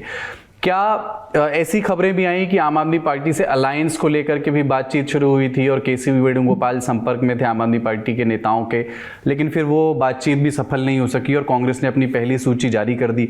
वो सूची भी अगर आप देखें तो बहुत दिलचस्प है और राजनीति के जानकार कहते हैं कि कोई कमजोर सूची नहीं है। उन्होंने बादली से देवेंद्र यादव को टिकट दिया है, रागनी नायक को वजीरपुर से टिकट दिया, अनिल भारद्वाज हैं, मुदित अग्रवाल, हारून यूसुफ हैं, संदीप दीक्षित नई दिल्ली से चुनाव लड़ रहे हैं। अभी जो सिनेरियो है उसमें कांग्रेस इस चुनाव से क्या अचीव करना चाहेगी, उसकी भूमिका क्या रहेगी इस चुनाव में? नहीं, देखिए, एक तो अभी समय काफी बचा हुआ है और दोनों तरफ से बातचीत की शुरुआत इस बात को लेकर चल रही है कि भाई पहले कौन शुरुआत करे। पहली बात। दूसरी बात, अपने इंडिया अलायंस की बात करी। इंडिया अलायंस का मकसद जो था वो लोकसभा चुनाव था, उसका कोई मकसद विधानसभा चुनाव नहीं था। लोकसभा चुनाव का मकसद पूरा हो चुका है। इंडिया अलायंस ने 240 सीटों बीजेपी को रोक दिया, और ये बात पहले से क्लियर थी कि अब जो रीजनल पार्टीज हैं वो अपने अपने राज्यों में अपने हिसाब से चुनाव लड़ेंगी। अब आपने कहा कि जो खबरें आ रही हैं कि शुरुआत हुई नहीं हुई, समझौते की बातचीत हुई नहीं हुई, ऐसी कोई जानकारी अभी तक नहीं है कि कांग्रेस की तरफ से कोई पहल की गई हो या आम आदमी पार्टी की तरफ से पहल की गई हो। लेकिन दोनों पार्टियों को ये अच्छे से पता है कि अगर ट्रायंगुलर फाइट होगी तो उसमें सीधा जो फायदा होगा वो बीजेपी को होगा, क्योंकि कांग्रेस पार्टी का ही पूरा वोट बैंक आम आदमी पार्टी के पास है, और आम आदमी पार्टी के खिलाफ लगभग 11 साल की एंटी इनकम्बेंसी है, ये उनको भी पता है। और इसीलिए आम आदमी पार्टी बड़े तरीके से टिकटें काट रही है, सीटें चेंज कर रही है, और उनको इस बात का आभास है कि तमाम सर्वे किए जा रहे हैं कि कहाँ पार्टी खड़ी हुई है। कांग्रेस पार्टी भी ये बात जानती है। कांग्रेस पार्टी में दो खेमे हैं। एक खेमा चाहता है कि अलायंस हो, जो दिल्ली के सीनियर लीडर्स हैं, जो विधायक बनना चाहते हैं, जो सत्ता से बाहर है लंबे समय से, और एक दूसरा खेमा है वो ये चाहता है कि अलायंस नहीं होना चाहिए, हमें कुछ भी करके आम आदमी पार्टी को हराना चाहिए ताकि कांग्रेस पार्टी का संगठन वापस राज्य में खड़ा हो सके। तो इन दोनों के बीच में, क्योंकि समय काफी अभी चुनाव की घोषणा होने में काफी समय बचा हुआ है, राजनीति में इतना लंबा प्रेडिक्शन नहीं होता, लेकिन अरविंद केजरीवाल की तरफ से जिस दिन ट्वीट करके ये कहा गया कि हम समझौता नहीं करेंगे, तो वो उनकी एक प्रेशर टैक्टिक्स थी जो कांग्रेस पार्टी ने भी समझी। उन्होंने कहा कि सेंट्रल लीडरशिप कुछ नहीं बोलेगी, जो दिल्ली के अध्यक्ष देवेंद्र यादव वो इसके बारे में जवाब देंगे, तो उन्होंने भी कहा कि हमें आवश्यकता नहीं है। इसीलिए कांग्रेस पार्टी ने 21 नामों की सूची जारी कर दी, जिसमें सारे भारी भरकम नाम हैं। इसमें एक बात और आई थी, रागिनी नायक को ये कहा गया था कि आप लड़िए आतिशी के खिलाफ, मुख्यमंत्री के खिलाफ, लेकिन फिर बाद में ये लीडरशिप ने तय किया कि ये कैंडिडेट को वेस्ट करने वाली बात होगी। रागिनी को वापस उसी सीट पे भेज दिया गया जो वो सीट चाहती थी। यानी इस बार कांग्रेस काफी मंथन कर रही है, और आपने कल एक स्टेटमेंट सुना संदीप दीक्षित का, उन्होंने कहा कि इस बार हम एक बात इंश्योर करते हैं कि कांग्रेस पार्टी के बगैर सरकार किसी की नहीं बनेगी। यानी मुझे ऐसा लगता है कि अगर सही मायने में इंडिया अलायंस इकट्ठा होकर ये चाहता है कि हमें रोकना है बीजेपी को, तब तो अलायंस की संभावना है, अदरवाइज मुझे संभावना बहुत कम लग रही है, उस तरफ से भी और इस तरफ से भी। ठीक है, जब अलायंस की बात होती है तो उसमें सबसे महत्वपूर्ण बिंदु है कि अल्पसंख्यक वोट ना बटे। अब ज़रा इस लिहाज से भी बताइए कि दिल्ली का मुसलमान जब वोट करने जाएगा तो पिछले 2 चुनावों में, विधानसभा चुनाव में उन्हें कोई कन्फ्यूजन नहीं था, और ज़्यादातर सीटों पर वो आम आदमी पार्टी के पक्ष में गया था। इस चुनाव में कुछ इस समीकरण में कोई बदलाव आएगा, इसका कोई कारण तो दिखता नहीं। नहीं, मुझे लगता है तब उनके पास ऑप्शन नहीं था। 2020 के चुनाव में आपको याद होगा, शाहीन बाग का धरना चल रहा था, अरविंद केजरीवाल जब भी इंटरव्यू देते थे तो वो हनुमान चालीसा पढ़ते थे, तो तब उनके पास ऑप्शन नहीं था। आज उनके पास ऑप्शन है। मुझे ऐसा लगता है कि कांग्रेस पार्टी से कहीं ज्यादा राहुल गांधी पे ये वोटर जो है भरोसा कर रहा है, और इसका नतीजा हमने देखा 2024 के चुनाव में कि राहुल गांधी हमारी आवाज को उठाते हैं, हमारी बात करते हैं। वो इस बात से नहीं घबराते कि मेरा हिंदू वोट बैंक कट जाएगा। ऐसे कई सर्वेस भी हुए थे जिसमें रिपोर्ट सामने आई थी। अरविंद केजरीवाल ने भी कांग्रेस पार्टी के जो मुस्लिम नेता थे उन्हीं को तोड़ा है, जैसे मतीन अहमद है, और भी कई लोगों से उनकी बातचीत चल रही है, परवेश हाशमी से बातचीत चल रही है, तो वो भी टारगेट उन्हीं पे कर रहे हैं। वो जानते हैं इस बात को कि अगर ये, दरअसल यही वो वोटर है कुलदीप की जो इन दोनों पार्टियों का समझौता करवा सकता है। अगर आखिर में अरविंद केजरीवाल को ये लगा कि नहीं, हमें कुछ भी करके ये 7-8 सीट जो है ये टैकल करनी है और समझौता कर लेना, तो हो जाएगा। लेकिन नंबर पे जो बात फंसेगी, दरअसल जो सेकंड लीडरशिप है जिनका ऐसा लगता है कि हाँ बातचीत हो सकती है, उसमें बात ये थी कि 7-8 सीट देना चाहते हैं अरविंद केजरीवाल, कांग्रेस पार्टी चाहती है कि 15 सीट मिले। कहीं बीच में बात बन सकती है, लेकिन बशर्ते इसके कि सेंट्रल लीडरशिप चाहे दोनों, मतलब उधर से अरविंद केजरीवाल और उधर से कांग्रेस पार्टी का राष्ट्रीय नेतृत्व चाहे, तब ये बात बन सकती है। क्योंकि हरियाणा वाला जो मामला है वो कहीं ना कहीं बीच में आता है कि अरविंद को एक भी सीट नहीं दी हरियाणा में, जबकि राहुल गांधी ने कहा था कि कम से कम 4-5 सीट दे दो, मैं इंडिया अलायंस का एलओपी हूं और ये हमारी प्रायोरिटी बनती है। लेकिन हरियाणा की जो कांग्रेस की लीडरशिप थी वो इस बात को लेकर नहीं मानी और उन्होंने समझौता नहीं किया। लेकिन दिल्ली में दिक्कत इस बात की है कि यहाँ जो बड़ा स्टेक है वो अरविंद केजरीवाल के पास है, सरकार उनकी बननी है, चीफ मिनिस्टर उनको बनना है, तो मुझे लगता है कि इनिशिएटिव उनको करना पड़ेगा। और वो इस बात को सर्वेस के जरिए और बाकी फीडबैक के जरिए अच्छी तरह जानते हैं कि समझौता करने के फायदे क्या होंगे, नुकसान क्या होंगे। तो मुझे लगता है दोनों तरफ से कैलकुलेशन चल रही है, दोनों तरफ से प्रेशर टैक्टिक्स चल रही है। आने वाले समय में चीजें क्लियर होंगी कि समझौता होगा या नहीं होगा, लेकिन फिलहाल कोई बातचीत नहीं चल रही है कहीं से भी। चलिए, बहुत शुक्रिया आदेश रावल। एक चीज मैं ऐड करना चाहूंगा कि जब अभी मीटिंग हुई, अरविंद केजरीवाल और संजय सिंह पहुंचे थे शरद पवार के घर पे, तो उस दिन आपको ध्यान होगा कि उस समय अभिषेक मनु सिंघवी और जो खड़गे साहब के सलाहकार हैं सप्पल साहब, वो भी वहां पर पहुंचे थे। और उसी के अगले दिन ये खबर आई कि समझौता हो सकता है और अरविंद केजरीवाल ने वहां पर मना किया।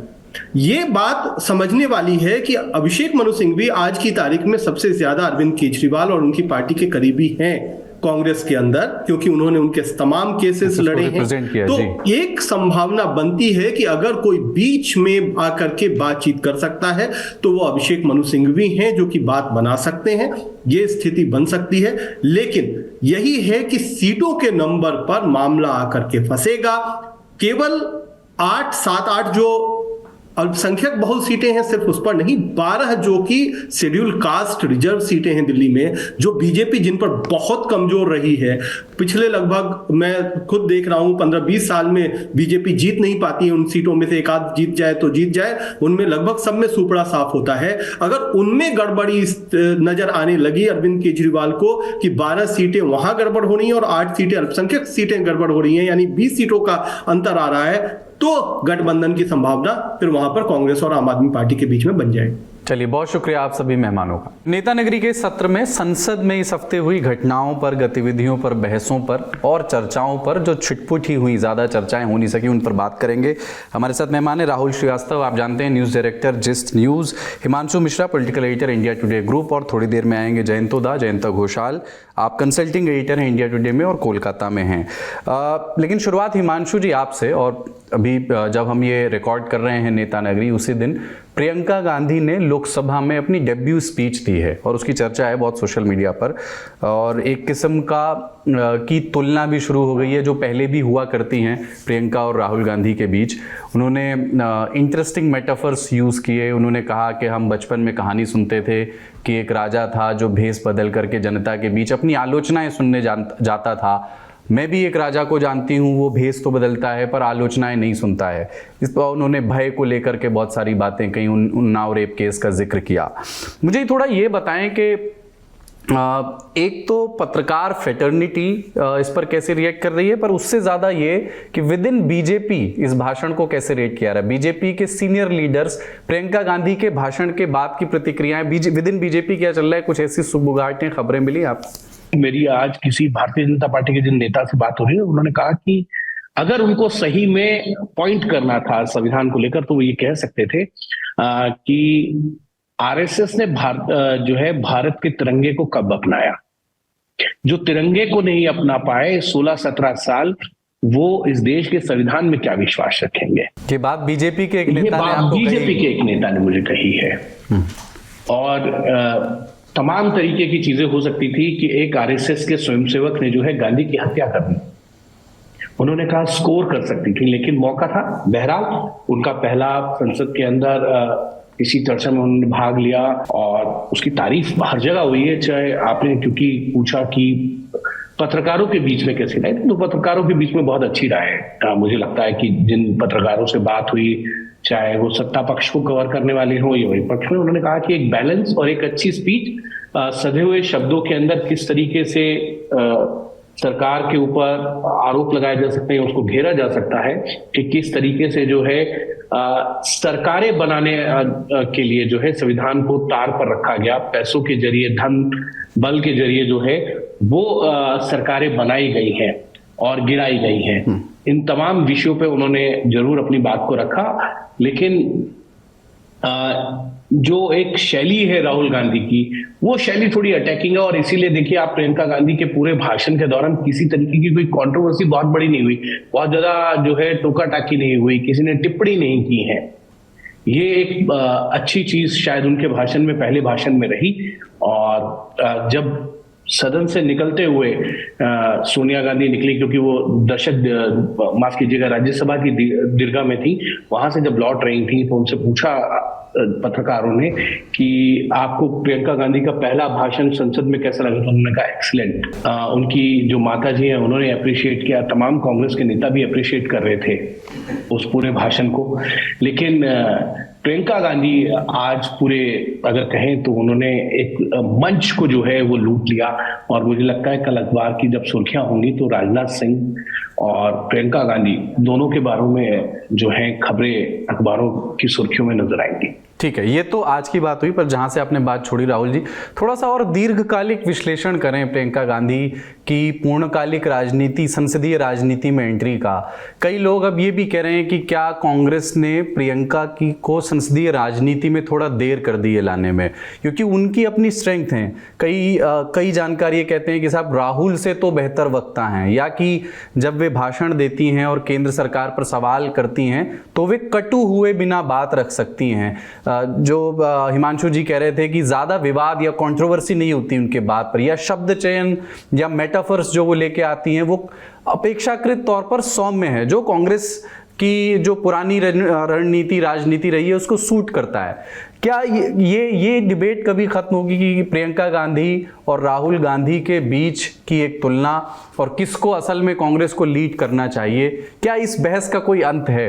एक परिवार से 3 लोग एक संसद के सदस्य हैं, ये अपने आप में एक पॉजिटिव है और एक नेगेटिव है। देखिए, हम चाहे जहां पे जितनी भी डिबेट कर लें, ये कांग्रेस के लिए फायदेमंद हो सकता है, कांग्रेस को लगता है ये सही है फैसला, मगर अगर बीजेपी एक डायनेस्टिक पॉलिटिक्स के इश्यू को उठाती है तो उनके लिए तो इससे अच्छा क्या टेम्पलेट होगा कि 3 लोग एक परिवार से सदन में हैं।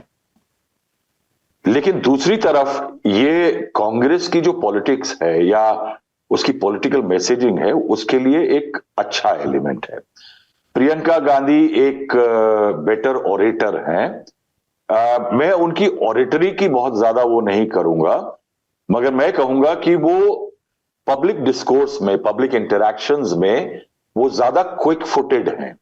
यानी she knows when to smile, she knows when to say what. जैसे हिमांशु ने कहा कि किसी को जूता मारिए मगर उसको भिगो के, उसको थोड़ा उस पर गुलाब लपेट के, वो कला जो है वो प्रियंका गांधी में बेटर है।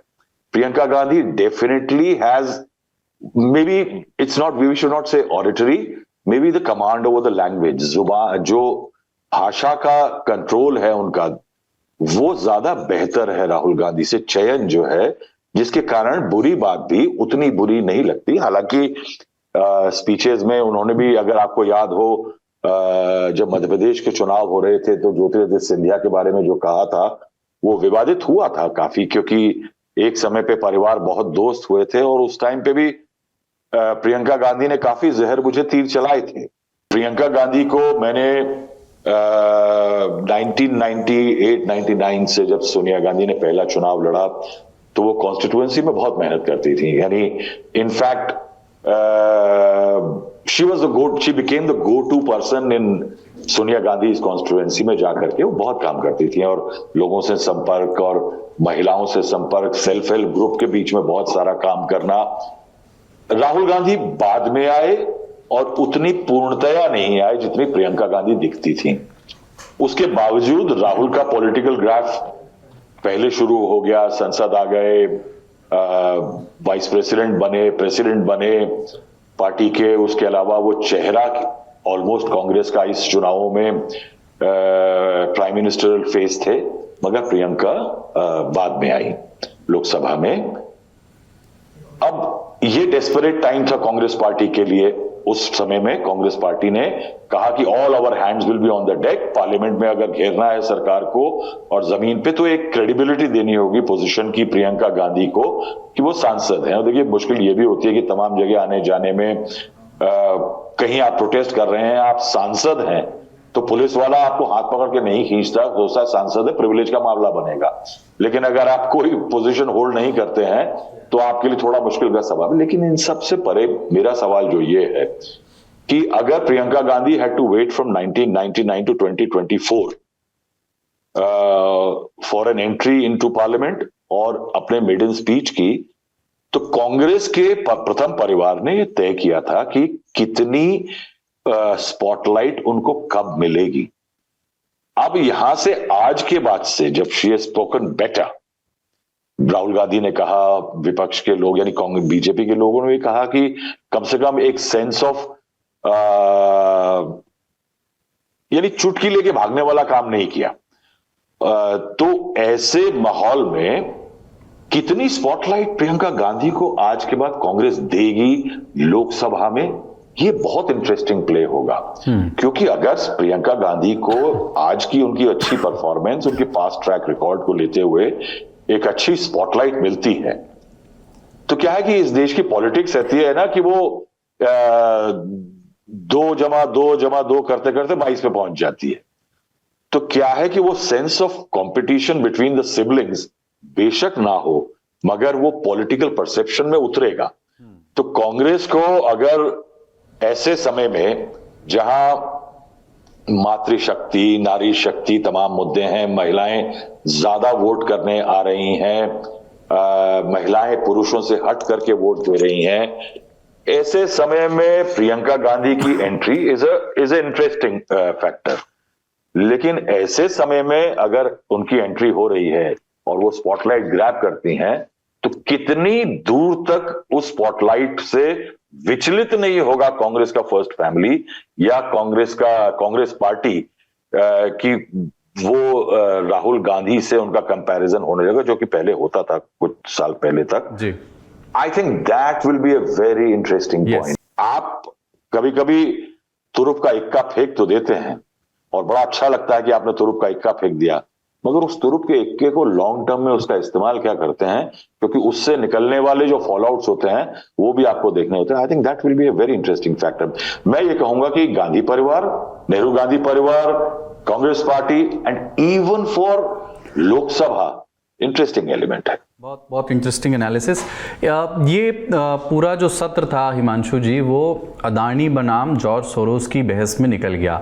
उसकी अपनी गणनाएं हैं कि 1 मिनट की कार्यवाही पर कितने लाख रुपए खर्च होते हैं संसद में, और जो वॉश आउट है उससे कितना देश के टैक्स पेयर्स का नुकसान हुआ, वो एक अलग चीज़ है, उस पर बहुत अखबारों में लिखा जा चुका है।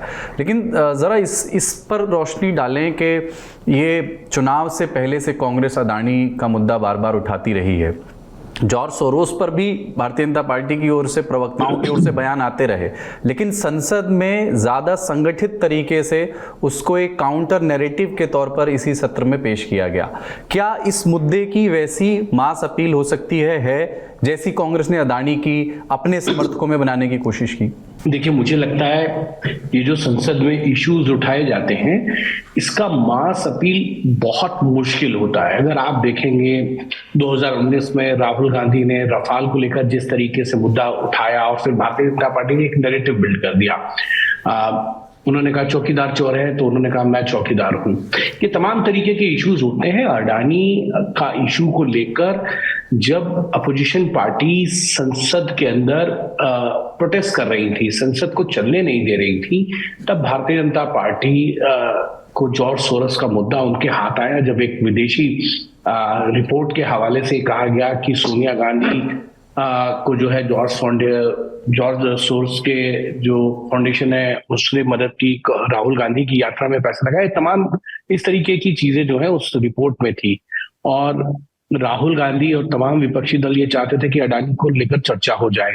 इसके कई वीडियोस हमने देखे। राहुल गांधी ने एक वीडियो शूट करा जब वो मणिकम टैकोर और एक दूसरे सांसद जो हैं समित पात्रा तत्पुरा, उनके साथ बातचीत कर रहे हैं, उनकी रिपोर्ट कर रहे हैं, उनको मास्क लगा रखा है। एक जिनको अडानी दिखाया गया और दूसरी तरफ प्रधानमंत्री मोदी उनसे पूछ रहे हैं कि आप किस लिए तो कह रहे हैं कि जब जो ये काम कहते हैं मैं वो कर देता हूँ। तमाम इस तरीके की चीजें देखी जिससे गतिरोध संसद के अंदर बना हुआ था। और गतिरोध खत्म करने की कोशिश जो है वो की भी गई है। ये जो अडानी और सोरोस का जो विवाद है और उसको थोड़ा सा ग्लोबल नज़रिए से भी अगर देखें, इंडिया अलायंस की पार्टियां भी कांग्रेस के साथ बहुत मन से इस मसले पे लगी हुई नहीं दिखती हैं। अखिलेश यादव के अपने मुद्दे हैं, वो महंगाई और जनता के मुद्दों पर बात करना चाहते हैं। ममता बनर्जी का भी यही कहना है। ऐसा लगता है कि ये सिर्फ कांग्रेस का मुद्दा होकर के रह गया है। दूसरी तरफ ये बात भी होती है कि क्या भारतीय राजनीति के संदर्भ में खासतौर से अपनी आर्थिकी, अपनी इकोनॉमिक्स के पॉइंट ऑफ व्यू से भारत अब जहां आकर के खड़ा हो गया है, क्या अब हमें लेफ्ट की दी हुई इस सोच से परे सोचना, इससे इतर सोचना चाहिए राजनीतिक पार्टियों को कि वे कॉरपोरेट्स पर अटैक ना करें, क्योंकि इसकी कोई मास अपील नहीं होती, कोई इलेक्टोरल इशू बनता नहीं है। लोग उदाहरण देते हैं अमेरिका के हाल के राष्ट्रपति चुनावों का, जहां के एक बड़े बिजनेसमैन एलॉन मस्क ने खुल करके डोनाल्ड ट्रंप का पक्ष लिया। डोनाल्ड ट्रंप चुनाव जीते और अपनी चुनावी जीत में उन्होंने खुल करके कहा कि ये मेरे दोस्त हैं और ये हमारे साथ रहेंगे। तो एक उसमें कोई दबा छिपा नहीं रहा, एक थोड़ा सा खुला, जैसे कि कॉरपोरेट्स के भी अपने पसंदीदा दल हो सकते हैं, दलों के भी पसंदीदा कॉरपोरेट्स हो सकते हैं। इसको लेकर के पारदर्शिता की ओर अपन बढ़े, वो बेहतर है, रादर देन कि हम इसको एक इलेक्टोरल इशू बनाने की कोशिश करें जो बन भी नहीं पाता है। कुलदीप, देखिए, आपने जो ये बात कही कि खुल के सामने आ जाते हैं साहब, देखिए हिंदुस्तान के अंदर प्रॉब्लम है कि खूब पर्दा है कि चिलमन से लगे बैठे हैं, साफ छुपते भी नहीं, सामने आते भी नहीं। ये कुछ इश्यूज जो हैं, लेकिन मैं इसमें एक पहला राइडर दे दूंगा। पहला राइडर ये दूंगा कि हम इस समय बात कर रहे हैं कि अडानी मुद्दे पे बातचीत पार्लियामेंट में होनी चाहिए कि नहीं। मुझे याद है अप्रैल 2011 का वो दिन जब रतन टाटा नाम के एक बहुत बड़े इंडस्ट्रियलिस्ट को भारत की पार्लियामेंट की एक कमेटी ने समन किया था, पब्लिक अकाउंट्स कमेटी ने, और वो करीब 2.5 घंटा बाहर पार्लियामेंट में, बाहर गलियारे में, दरवाजे के बाहर कमेटी रूम के जहां मीटिंग हो रही थी वहां खड़े रहे थे। ये पार्लियामेंट की सॉवरेनिटी है, और एक अदना सा सांसद भी अगर चाहे तो ऐसी कौन से बिजनेसमैन की क्या बिसात है कि उसके बारे में सवाल नहीं उठ सकता। अगर हम इस चीज पे अगर ये कहेंगे कि ये लेफ्ट थॉट है, राइट थॉट है, तो मेरे ख्याल से हम अपने आप को कमजोर कर रहे हैं। क्योंकि वो जो सांसद सवाल उठा रहा है वो मेरा नाम लेवा है साहब, मेरे नाम से उठा रहा है ना। तो क्या है कि वो एलिमेंट जो है, that why should parliament debate this issue, मैं उसको कभी इस टेरिटरी में आने नहीं दूंगा। गलत सही वो नेता तय करेंगे, पार्टियां तय करती हैं। मैं आम नागरिक and as a student of politics and protected by the Constitution of India, मैं पार्लियामेंट और कॉन्स्टिट्यूशन से ऊपर तो किसी को समझता ही नहीं हूं साहब। जब तक वो है तब तक सब सॉवरन के हिस्सा हैं और बराबर है। अब अगर आप इसी में चले जाएं तो आपको सेंस ऑफ प्रोटेक्शन जो मिल रहा है, आज आप कॉन्स्टिट्यूशन से कहते हैं, आपको सेंस ऑफ प्रोटेक्शन एक आम नागरिक के जीवन में कहां से आता है? LIC से आता है। LIC से आता है ना। हर गरीब आदमी जीवन बीमा लेता है, लाख रुपए का, 50,000 का, कुछ करता है। जवाहरलाल नेहरू साहब की सरकार बनी थी, कॉन्स्टिट्यूशन था, अडॉप्ट हो चुका था, चुनाव हो गए, बढ़िया सरकार चल रही थी। मामला आता है 1950 के दशक का। हरिदास मुंद्रा साहब थे, एक स्पेकुलेटर थे, कैलकाटा बेस्ड। उन्होंने शेयर्स में घोटाले करे, तमाम चीजें करी। जवाहरलाल नेहरू प्रधानमंत्री थे, उनके दामाद थे फिरोज गांधी। ठीक है, उनका 36 का आंकड़ा चल रहा था, लेकिन फिरोज गांधी रायबरेली के सांसद, एक सांसद जवाहरलाल नेहरू की माइट, और उसके सामने खड़ा होकर के हाउस के अंदर वो मुद्दा उठाता है। उस मुद्दे का असर क्या पड़ता है कि 16 दिसंबर 1957 को ये मुद्दा उठाया जाता है, और उस मुद्दे के तहत इस देश के सबसे रईस लोगों में से रामकृष्ण दालमिया साहब, वो अरेस्ट होते हैं डिफ्रॉडिंग द LIC के लिए। उस समय पे 19 जून 1956 के 50 के दशक में ही करीब 240-50 कंपनियां मिला करके LIC का जन्म होता है। और TT कृष्णमाचारी जो उस टाइम पे देश के कृष्णमाचारी जो इस देश के फाइनेंस मिनिस्टर थे, उनका रेजिग्नेशन रहता है।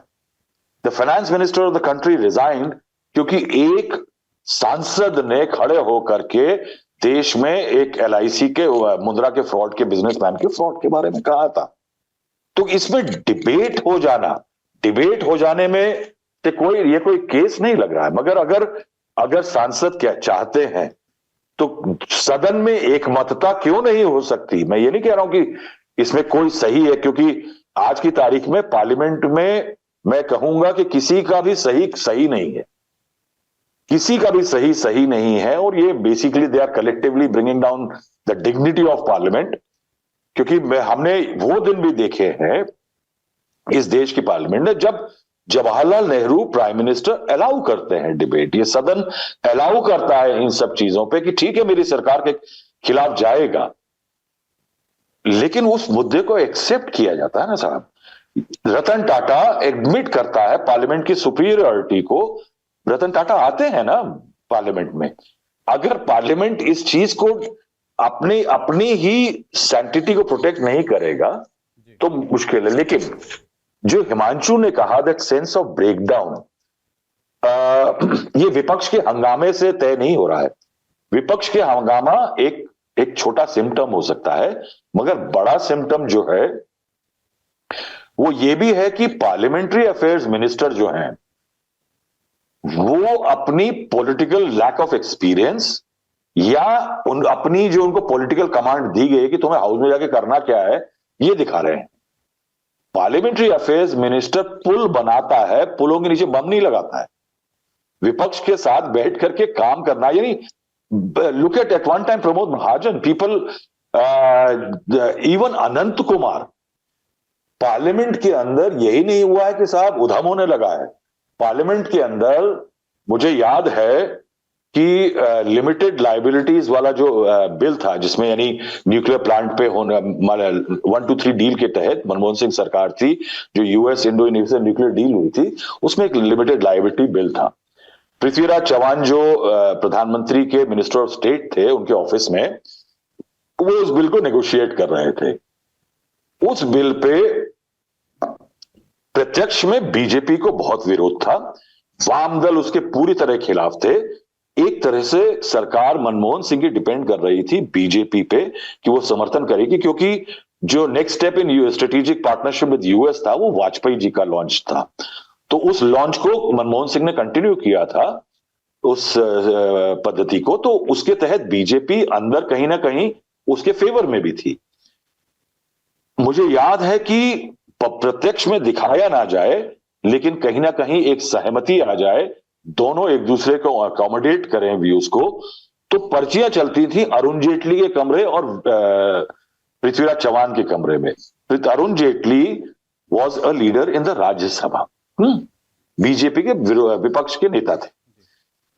मंत्री जो है वो हर रोज दिन में कम से कम 3 बार फाइलें लेकर के आकर के अरुण जेटली के पास बैठता था और बैठ करके उनसे परामर्श करता था। बिकॉज पृथ्वीराज चौहान ने कई बार बोला ये कि Arun Jaitley is a very sharp lawyer, मुझे उनके गुड ऑफिसेस का इस्तेमाल कर रहा है कि अगर फ्यूचर में कोई डिजास्टर होता है, कोई क्राइसिस होती है, तो किस तरह से लीगल केस बनेगा, इस मुद्दे को पृथ्वीराज चौहान उनके खुद से अरुण जेटली ज्यादा बेहतर समझते हैं।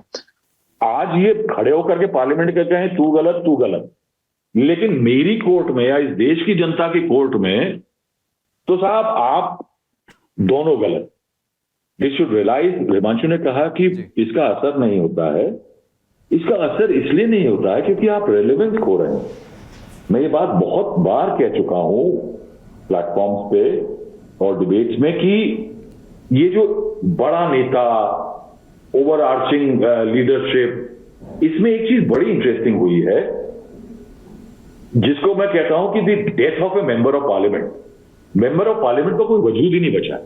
वो अपने क्षेत्र की बात, मान लीजिए अगर किसी इलाके में एक फैक्ट्री में बड़ा प्रदूषण कर रही है, मगर वो फैक्ट्री जो है उसका मालिक जो है वो पार्टी, जो जिस पार्टी का वो सांसद है उससे है, तो वो उस फैक्ट्री के खिलाफ आवाज नहीं उठा सकता अपने फ्लोर ऑफ द हाउस पे।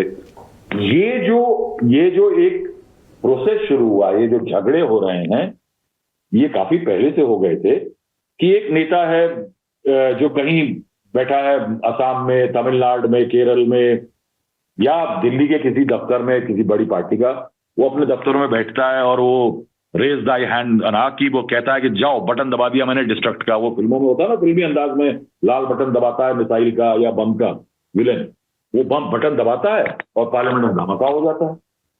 जितने सांसद हैं वो जैसे उनको हार्मोन के इंजेक्शन लग गए हैं और उछल जाते हैं, फटने लग जाते हैं।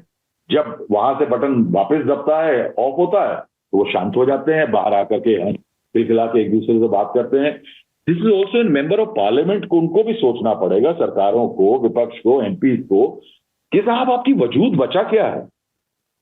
आप इशारों पे नाचने वाले हो रहे हैं। आपको नाचना था जनता के इशारों पे और आप नाच रहे हैं नेताओं के इशारों पे। अगली बार फिर इलेक्ट नहीं होंगे। सांसदों की निजी स्वतंत्रता और वैचारिकी, उसमें अब वो वैयक्तिकता, वो एक यूनिकनेस नहीं रह गई और पार्टी लाइन से तय हो रहा है। वो इंटरेस्टिंग ऑब्जर्वेशन। लेकिन एक छोटा सा सवाल उपराष्ट्रपति की निजी स्वतंत्रता और वैचारिकी पर भी है राहुल जी, और पहला कमेंट आपसे उस पर इसलिए लेना चाहता हूँ। एक तो ये एक अलग बात है कि इम्पीचमेंट का प्रस्ताव आया और वगैरह वगैरह, लेकिन जगदीप धनखड़ की कहानी को थोड़ा सा समझाइए, क्योंकि उन पर ये आरोप लगाता है बीजेपी, कांग्रेस की ओर से स्पष्ट शब्दों में कहा गया कि आरएसएस के स्टूज हैं। और एक हमने रीसेंट एग्जांपल देखा जब एक मंच पर उन्होंने किसान, जो कि जिस समुदाय से वे ताल्लुक रखते हैं, वो समुदाय उत्तर भारत में बड़े स्तर पर खेती के काम में लगा हुआ है, तो एक मंच पर उन्होंने किसानों के मुद्दे को उठाया। शिवराज सिंह चौहान कृषि मंत्री मंच पर बैठे हुए थे और उन्हें हिदायत दी कि कृषि मंत्री जी यहाँ बैठे और मैं कह रहा हूँ कि किसानों को समाधान नहीं मिलता है, नाराजगी है तो है, इसको एक्सेप्ट कीजिए। तो वो हिदायत भी देते हैं। इसको समझे कैसे? जैसे राष्ट्रीय स्वयंसेवक संघ ये बात अक्सर कहता है और चाहता है, हिमांशु जी वो इसको और बेहतर तरीके से समझा सकते हैं कि सत्ता पक्ष और नाराजगी का पक्ष या कि प्रतिपक्ष, दोनों में आरएसएस का स्पेस हो, दोनों के स्पेस में आरएसएस के लोग हों और उसको कैप्चर कर सकें या अपना से रख सकें। यदि सरकार से नाराजगी भी उपज रही है तो उसमें भी उठाने वालों में भी कुछ आरएसएस के लोग हों, ताकि उसको बाद में अच्छे से मैनेज किया जा सके, उसमें पानी डालने में आसानी हो। जगदीप धनखड़ को किस तरह से समझा जाए? उनका एलिवेशन उपराष्ट्रपति के तौर पर और उपराष्ट्रपति के तौर पर उन्होंने जो भूमिका निभाई है, और विपक्ष ये कहता है कि रिटायरमेंट के करीब हैं, फिर भी भारतीय जनता पार्टी के प्रति क्यों आ सकते हैं? अपनी संवैधानिक कुर्सी के प्रति उनको एक फ्री एंड फेयर तरीके से करना चाहिए काम। मुझे ये बताया जाए, कोई ये बतलाए क्या कि पिछले, अगेन मैं ये कहूंगा ये ब्रीच का मामला हो सकता है, इसमें बहुत सेफ चलता है इस मामलों में, कि पिछले किस चेयरमैन राज्यसभा को और स्पीकर लोकसभा को विपक्ष ने फेयर किया। ये एक मुझे लिस्ट कोई सबमिट कर दे। क्या है कि जो मेरी मर्जी ना करे वो अनफेयर, लेकिन जो बिल्कुल चलने ना दे वो क्या फेयर है? क्या है? ये भी एक सेंस ऑफ क्राइसिस है। देखिए, चार्ज क्या है धनखड़ साहब के खिलाफ कि ही इज एक्सप्लिसिटली पार्टीजन। व्यवहार उनका भेदभावपूर्ण है जहां तक हाउस को चलाने का मामला है। He is an impassionate speaker, a spokesperson of the ruling party. अब इतिहास गवाह है कि मैं, क्योंकि प्रिविलेजेस और ब्रीच के मामले हैं, किसी सदन की अवमानना और जो चेयर है उसकी किसी तरह से अवमानना नहीं हो सकती। मैं इस मुद्दे को थोड़ा सा I take it back in the history. Again क्या है कि बूढ़ों के पास इतिहास से ज्यादा कुछ और होता नहीं है। एक मामला उठा था, यानी 3 बार जो है चेयर को, राज्यसभा के लिए अनप्रेसिडेंटेड है। और क्या है कि ये मामला जो उठ रहा है, जो धनखड़ के साहब जी के खिलाफ इम्पीचमेंट का, ये कोई आसान नहीं साहब। विपक्ष भी जानता है, 70 लोगों ने भर दिया है फॉर्म और नोटिस दे दिया है। ये नोटिस देने के 24 दिन बाद टेकअप होता है, एक लंबा प्रोसेस है। और ये नहीं सोचिए कि सिर्फ राज्यसभा में वोट होना है। पहले तो राज्यसभा में आपको संख्या चाहिए। संख्या इसलिए चाहिए कि जो 245 स्ट्रेंथ है, मैं एक फर्क बता दूं कि किसी बिल को पास करने के लिए राज्यसभा या लोकसभा में जो प्रेजेंट एमपीज होते हैं, 50% of the present and voting उनका चाहिए होता है। लेकिन इंपीचमेंट मोशन में जब मोशन मूव किया जाता है तो उसके अंदर एब्सोल्यूट मेजॉरिटी चाहिए होती है, यानी 50% of the strength of the house. ये एक फर्क है। अब हाउस में 245 में इस समय पे बीजेपी के पास और एनडीए के पास 125, तो संख्या बल जो है वो एनडीए के पक्ष में है, धनखड़ साहब के पक्ष में है, इंपीचमेंट मोशन के खिलाफ है। दूसरा, अगर मान लीजिए कि सब बगावत कर गए और पास भी हो गया तो ये राज्यसभा में नहीं निपटता। रिमेंबर कि the ex officio chairman of Rajya Sabha is also the vice president of India, the second senior most constitutional functionary of the country. राष्ट्रपति उपराष्ट्रपति को अगर चेयरमैन को आप हटाते हैं राज्यसभा से, चूंकि वो एक्स ऑफिशियो पोस्ट है, तो आपको उसी प्रोसेस से करना होगा जिससे उसका चयन हुआ है। ये हिंदुस्तान की पार्लियामेंट के कॉन्स्टिट्यूशन की खूबसूरती है कि जिसको जो अपॉइंट करता है वही उसको बर्खास्त करता है। तो अगर जजों को पार्लियामेंट से पावर, उनका अपॉइंटमेंट उनके थ्रू है, तो पार्लियामेंट ही इंपीच करके जजों को करती है। जजों को भी 3-4 हो चुके हैं, एक ही लेकिन आज तक बर्खास्त हुआ है। बहरहाल, तो पहले सिंस लोकसभा वाले भी वोट कर रहे हैं, तो इस कारण से वाइस प्रेसिडेंट का मोशन अगर राज्यसभा में जीत जाता है इंपीचमेंट मोशन, तो उसको लोकसभा में भी पास कराना है। लोकसभा में नंबर किसके पास है? 293 सांसद है इस समय एनडीए के पास, इंडिया ब्लॉक के पास, और विपक्ष के पास नंबर नहीं है। तो largely this is a token exercise. Token exercise भी होती है, लोग उसमें अपने विचार रखना चाहते हैं और उनको लगता है एग्रीव्ड हैं, तो सांसदों का भी हक है कि वो, और विपक्ष का हक है कि वो अपने ग्रीवेंस को इस जरिए उनको लगता है कि वो करें। लेकिन इसके लेसन क्या है, इसमें इशारे क्या है? मैं पास्ट में अगर जाऊं तो एक बहुत इंटरेस्टिंग और बहुत ही टेलिंग कमेंट्री है वो इस देश के लिए, और आज के नेताओं को इन मामलों को कैसे सुलझाएं उसके लिए इंटरेस्टिंग है कि 18 दिसंबर 1954 में जीवी मावलंकर साहब जो थे, noted parliamentarian and freedom fighter, उनके खिलाफ विघ्नेश्वर मिसिर नाम के एक सोशलिस्ट पार्टी बिहार के सांसद थे। उन्होंने एक इंपीचमेंट मोशन जो था उसको सबमिट कर दिया। उस समय डिप्टी स्पीकर हुआ करते थे अय्यर साहब, वो चेयर में थे, वो रिजेक्ट हो गया, वो एक्सेप्ट हो गया। हालांकि अब ये सोचिए, उसके लिए एक वर्डिंग होती है इस तरह के मोशन की, उसमें त्रुटियां थी, उसमें गलतियां थी। उसके बाद भी अय्यर साहब ने कहा कि नहीं, मैं इसको एक्सेप्ट कर रहा हूं। अब रेजोल्यूशन मूव हो गया मिसिर जी के द्वारा। उन्होंने कहा कि एमपीज को हक नहीं दे रहे हैं और सवाल नहीं पूछने देते हैं, सरकार को सपोर्ट करते हैं। यानी कोई आपको फर्क दिख रहा है? उस समय पे 1954 में मावलंकर जी के खिलाफ नोटिस जो हुआ था, उसमें और इसमें कोई फर्क आपको ज्यादा नहीं दिखाई दे रहा होगा। उसके अलावा जो एस मोरे शोलापुर के सांसद थे, पेजेंट्स एंड वर्कर्स पार्टी के, उन्होंने कहा कि ये एडजर्नमेंट मोशन नहीं लाने देते हमें। उन्होंने बड़ी इंटरेस्टिंग आंकड़ा दिया कि 89 एडजर्नमेंट मोशन मूव किए गए मावलंकर जी के सामने कि आप विपक्ष इन पे मुद्दों पे सब चीजें हटा करके बहस चाहता है। मोरे साहब ने कहा कि 89 में से 2 तो चले नहीं, 1 रिजेक्ट हो गया। 86 एडजर्नमेंट मोशन जो है वो रिजेक्ट कर दिए गए स्पीकर के द्वारा। विपक्ष का आरोप आज क्या है? यही है ना कि एडजर्नमेंट मोशन नहीं होते हैं, विपक्ष किसी मुद्दे पे बहस करना चाहता है, उठाना चाहता है, तो उठाने नहीं दिया जाता।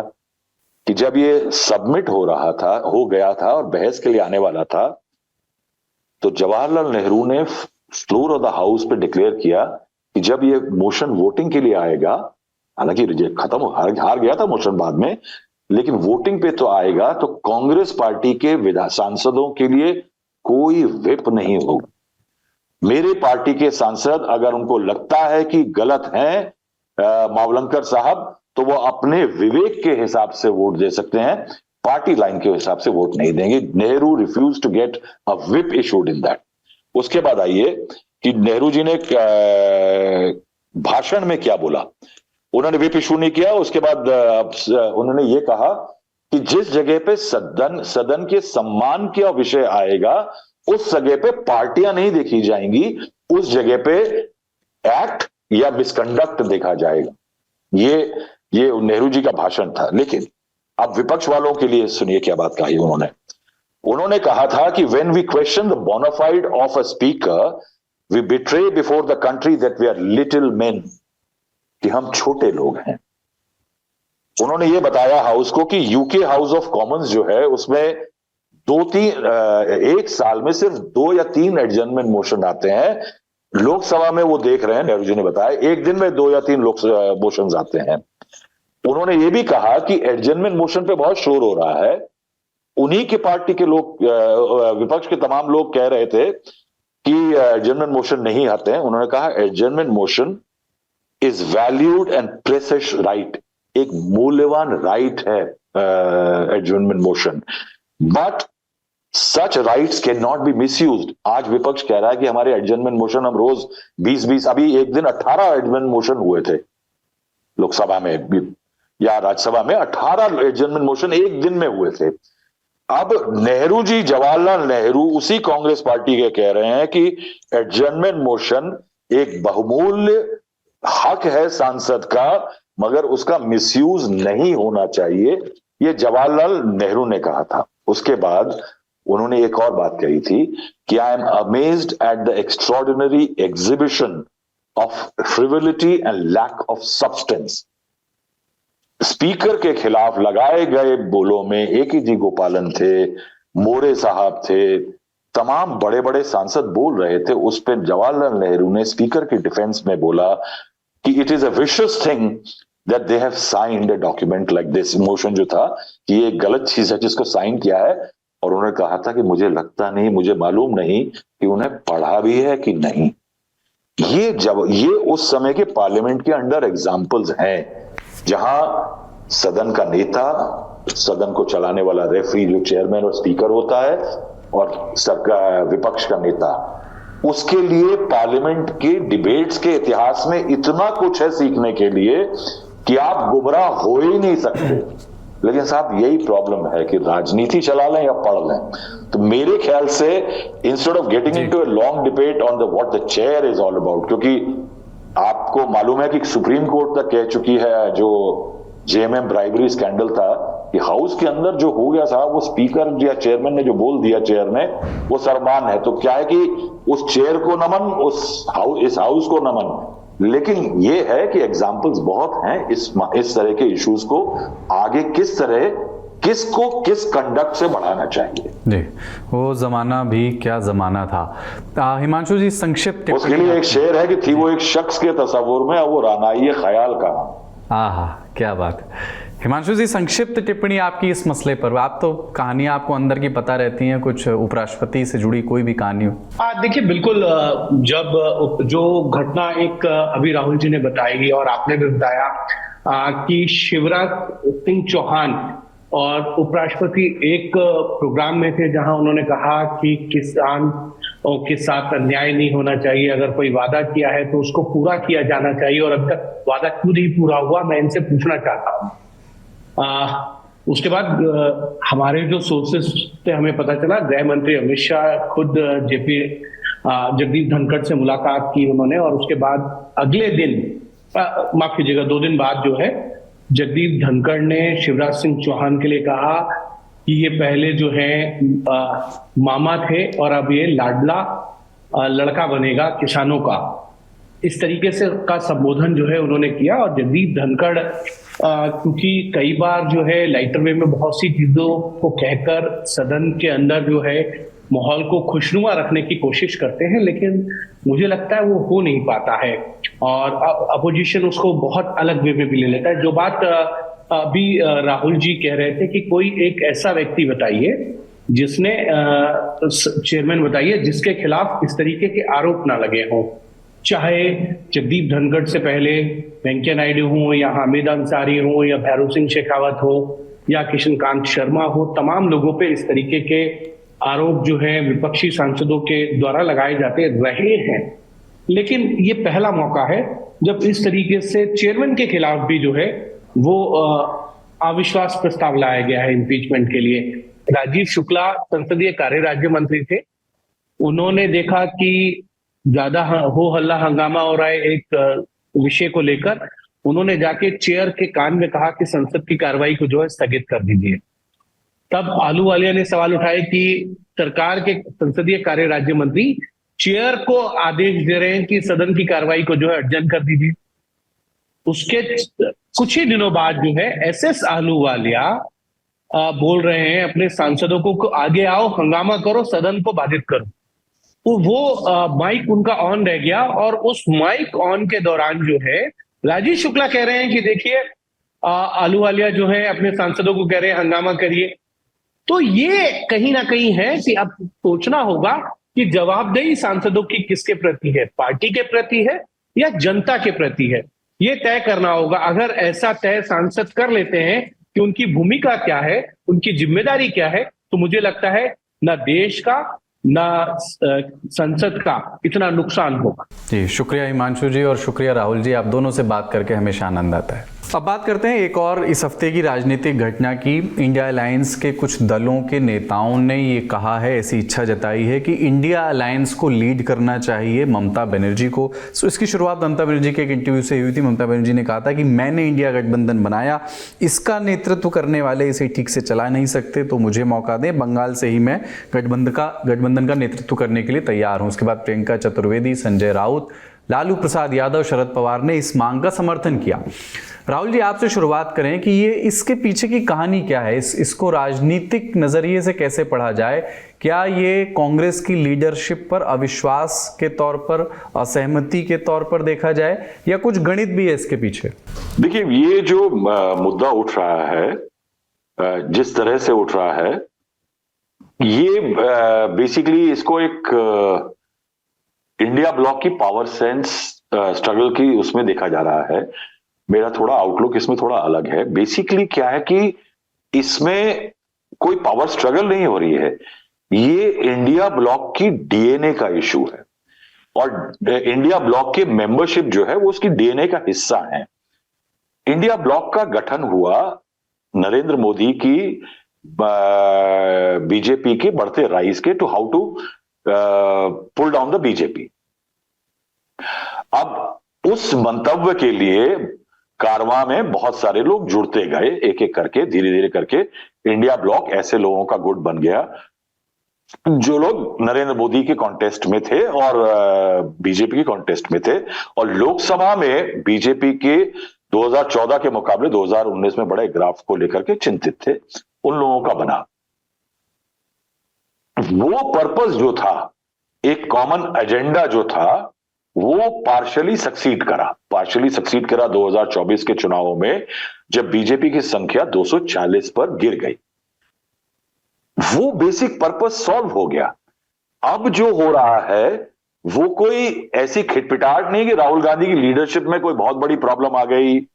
जो जैसे वो पहले थे उससे थोड़ा एक इजाफा ही हुआ है उनकी लीडरशिप में, लेकिन जो असल मुद्दा है वो ये है ही नहीं लीडरशिप का इशू। लीडरशिप का झगड़ा जो हो रहा है वो इसलिए हो रहा है क्योंकि जो राज्य के जो जितने भी रीजनल प्लेयर्स इस इंडिया ब्लॉक के घटक हैं, वो देश के लेवल की बैटल लड़ चुके, अब वो अपने राज्य की बैटल्स के लिए तैयारियां कर रहे हैं।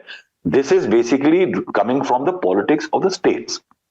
अब आप हिसाब लगाइए कि 2024 के चुनावों के बाद हरियाणा, आपका महाराष्ट्र चुनाव हो गया, झारखंड हो गया, अब आने वाला है दिल्ली का चुनाव। दिल्ली का चुनाव आने वाला है जहां पे आम आदमी पार्टी ने घोषणा कर दी, एकला चलो रे, मैं अकेला चलूंगा, हम कांग्रेस के साथ गठबंधन नहीं करेंगे। वहीं लोकसभा में इसी आम आदमी पार्टी ने अलायंस किया था कांग्रेस के साथ, दिल्ली में सीट शेयरिंग की थी। दिल्ली में आम आदमी पार्टी कांग्रेस का वोट खा करके यहां पे पहुंची है जिस मुकाम पे वो है। बीजेपी का भी खाया है, क्योंकि जिस तरह की उसकी स्टैगरिंग मेजॉरिटी है उसमें नंबर्स तो उसके पास उसके भी हैं, लेकिन इस समय पे कांग्रेस की सीटें शून्य है, 0 सीट्स इन दिल्ली। अब 0 सीट्स में अगर वो अलायंस करता है कांग्रेस को, तो कांग्रेस का रिवाइवल शुरू करता है, तो वो कांग्रेस को जमीन नहीं देना चाहता। बिहार में आए तो आरजेडी में लालू यादव ने भी कह दिया है कि ममता बनर्जी को लाना चाहिए। यही लालू यादव अगर पहली इंडिया ब्लॉक की मीटिंग अगर पटना में जो हुई थी, याद करें तो राहुल गांधी की शादी करवा रहे थे, राहुल गांधी को शोकेस कर रहे थे। अब बिहार में चुनाव होने हैं अक्टूबर नवंबर 2025 में, ये दूसरा चुनाव होगा 2025 का। मौजूदा सीटें हैं कांग्रेस की 19। आरजेडी मसल फ्लेक्सिंग करने लगी है कि साहब ऐसा है कि अगर राहुल गांधी को बैक किया, कांग्रेस रिवाइवल के पाथ पे है, राहुल गांधी नेता बन रहे हैं, तो सीट शेयरिंग ज्यादा होगी, सीट ज्यादा देनी पड़ेगी, ज्यादा सीट देने से आरजेडी की कम होगी और थोड़ी उसमें प्रॉब्लम हो सकती है उनको। बंगाल आई है, बंगाल में चुनाव है मार्च 2026 में। मौजूदा सीटें कितनी है कांग्रेस की? 0। टीएमसी कहां से पैदा हुई? कांग्रेस पार्टी से। वो कांग्रेस को पॉलिटिकल पेरिफेरीज पे लाई है बंगाल की पॉलिटिक्स में। वो क्यों अलायंस करेगी लोकसभा विधानसभा में? लोकसभा में अलायंस करके उसने कांग्रेस को सॉफन कर लिया अपने राज्य में, बीजेपी को पटक दिया, सीटें ज्यादा ले ली, उसके ज्यादा सांसद लोकसभा पहुंच गए, काम खत्म। अब खेल अगर आप विधानसभा का लड़ेंगे तो कांग्रेस को जगह देनी पड़ेगी। कांग्रेस को 5 सीट भी दी तो 2 सीट जीत गई तो 0 से 2 आ जाएगी। वो 2 सीटें किसके नाम पे लाएगी? टीएमसी की लाएगी। उसके बाद राज्य में म्युनिसिपल बॉडी के भी चुनाव होने हैं 2028 में। कांग्रेस उसमें सफाचट है, उसमें जगह देनी पड़ेगी। ममता ने अपने प्रोजेक्शन का इंटरेस्टिंग खेल है कि वो दिल्ली बहुत जल्दी आना नहीं चाहती, क्योंकि उनके अंदर अभी पार्टी में अगर वो यहां आ गई तो उनकी जगह कौन होगा तय नहीं है।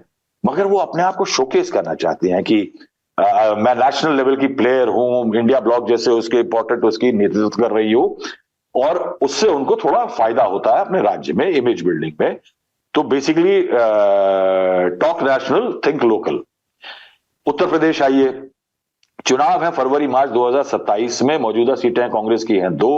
समाजवादी पार्टी कांग्रेस का वोट खा करके इतनी आगे बनी है। 1989 में मुलायम सिंह यादव ने शुरुआत की थी। उसके बाद अखिलेश यादव की खुन्नस भी है थोड़ी, क्योंकि उनको हरियाणा में सीटें नहीं दी, उनको महाराष्ट्र में सीटें देने से मना करा। अभी लोकसभा में सीटिंग अरेंजमेंट जब आया तो अखिलेश यादव कुछ दिन पहले तक आगे की रो में राहुल गांधी के बगल में बैठते थे, यूपी के लड़के इकट्ठा मिलकर अटैक करते थे। मगर अभी जब सीटिंग अरेंजमेंट चेंज हुआ तो कांग्रेस एक सीट दे सकती थी, सपा थोड़ी खपा है, तो उनको लग रहा है कि कांग्रेस ने उनके लिए थोड़ी सी भी स्पेस क्रिएट नहीं करी कि फ्रंट रो में बैठ जाएं, तो सपा उनको तेवर दिखा रही है। गोवा में चुनाव होने फरवरी 2027 में। मौजूदा सीटें कांग्रेस की 11 हैं, सेकंड बिगेस्ट प्लेयर है, लेकिन वहां आम आदमी पार्टी और टीएमसी वहां पे अपना भविष्य आजमा रहे हैं, तो वो कांग्रेस के नहीं जगह देना चाहते। गुजरात में आप अपना फॉर्च्यून तलाश रही है तो आप वहां पे नहीं चाहेगी। तो मैं ये कहूंगा कि राज्य लेवल पे लोकसभा का फौजों ने काम कर लिया, अब राज्यसभा की तैयारी है। तो ये लीडरशिप का बहुत बड़ा इशू नहीं है, it is basically army is going to their respective camps now, और वो उस लेवल की लड़ाई की तैयारी कर रही हैं। इस कारण से ये ज्यादा हो रहा है, क्योंकि मुझे नहीं लगता कि बीजेपी से अगर एक ऑनेस्ट सवाल पूछा जाए कि क्या राहुल गांधी पीछे हो जाए, तो मुझे नहीं लगता कि बीजेपी ऑनेस्ट अगर आंसर देगी तो वो कहेगी नहीं, राहुल गांधी बीजेपी के लिए जरूरी हैं, ये बीजेपी वाले खुद कहते हैं। आज हम इस मामले पे लंबी डिबेट कर रहे हैं, मगर अगर आप थोड़ा सा 2014 के बाद से इतिहास में जाइए तो राहुल गांधी जब पार्टी के नेता तक हो गए थे तो ममता बनर्जी की टीएमसी उन मीटिंग्स में नहीं जाती थी जहां राहुल गांधी नेतृत्व करते थे, वो उन मीटिंग में जाती थी जहां सोनिया गांधी नेतृत्व करती थी। क्यों? क्योंकि कहीं पे भी ममता बनर्जी की पार्टी ये जानती है कि राहुल गांधी जो है वो नई एज के नेता हैं, उनका प्रोजेक्शन से बंगाल में एक लीडरशिप का इशू बनेगा, और इस कारण से वो राहुल गांधी को तवज्जो नहीं देना चाहते।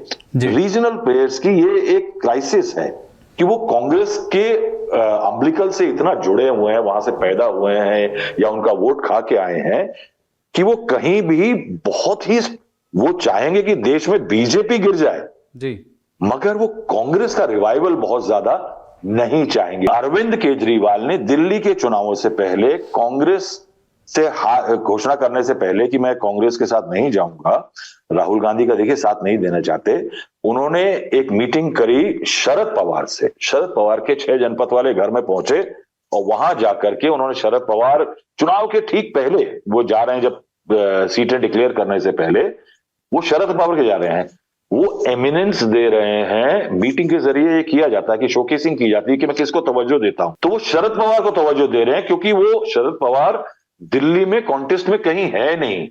तो एक सेंस ऑफ ऑपोजिशन यूनिटी भी दिखा रहे हैं अरविंद केजरीवाल। नेशनल ऑपोजिशन की पॉलिटिक्स में मैं हूं, लेकिन राहुल गांधी को स्पेस नहीं देना चाह रहे हैं, शरद पवार को शोकेस कर रहे हैं। I think this is a interesting ये इंटरेस्टिंग बैटल चलेगी।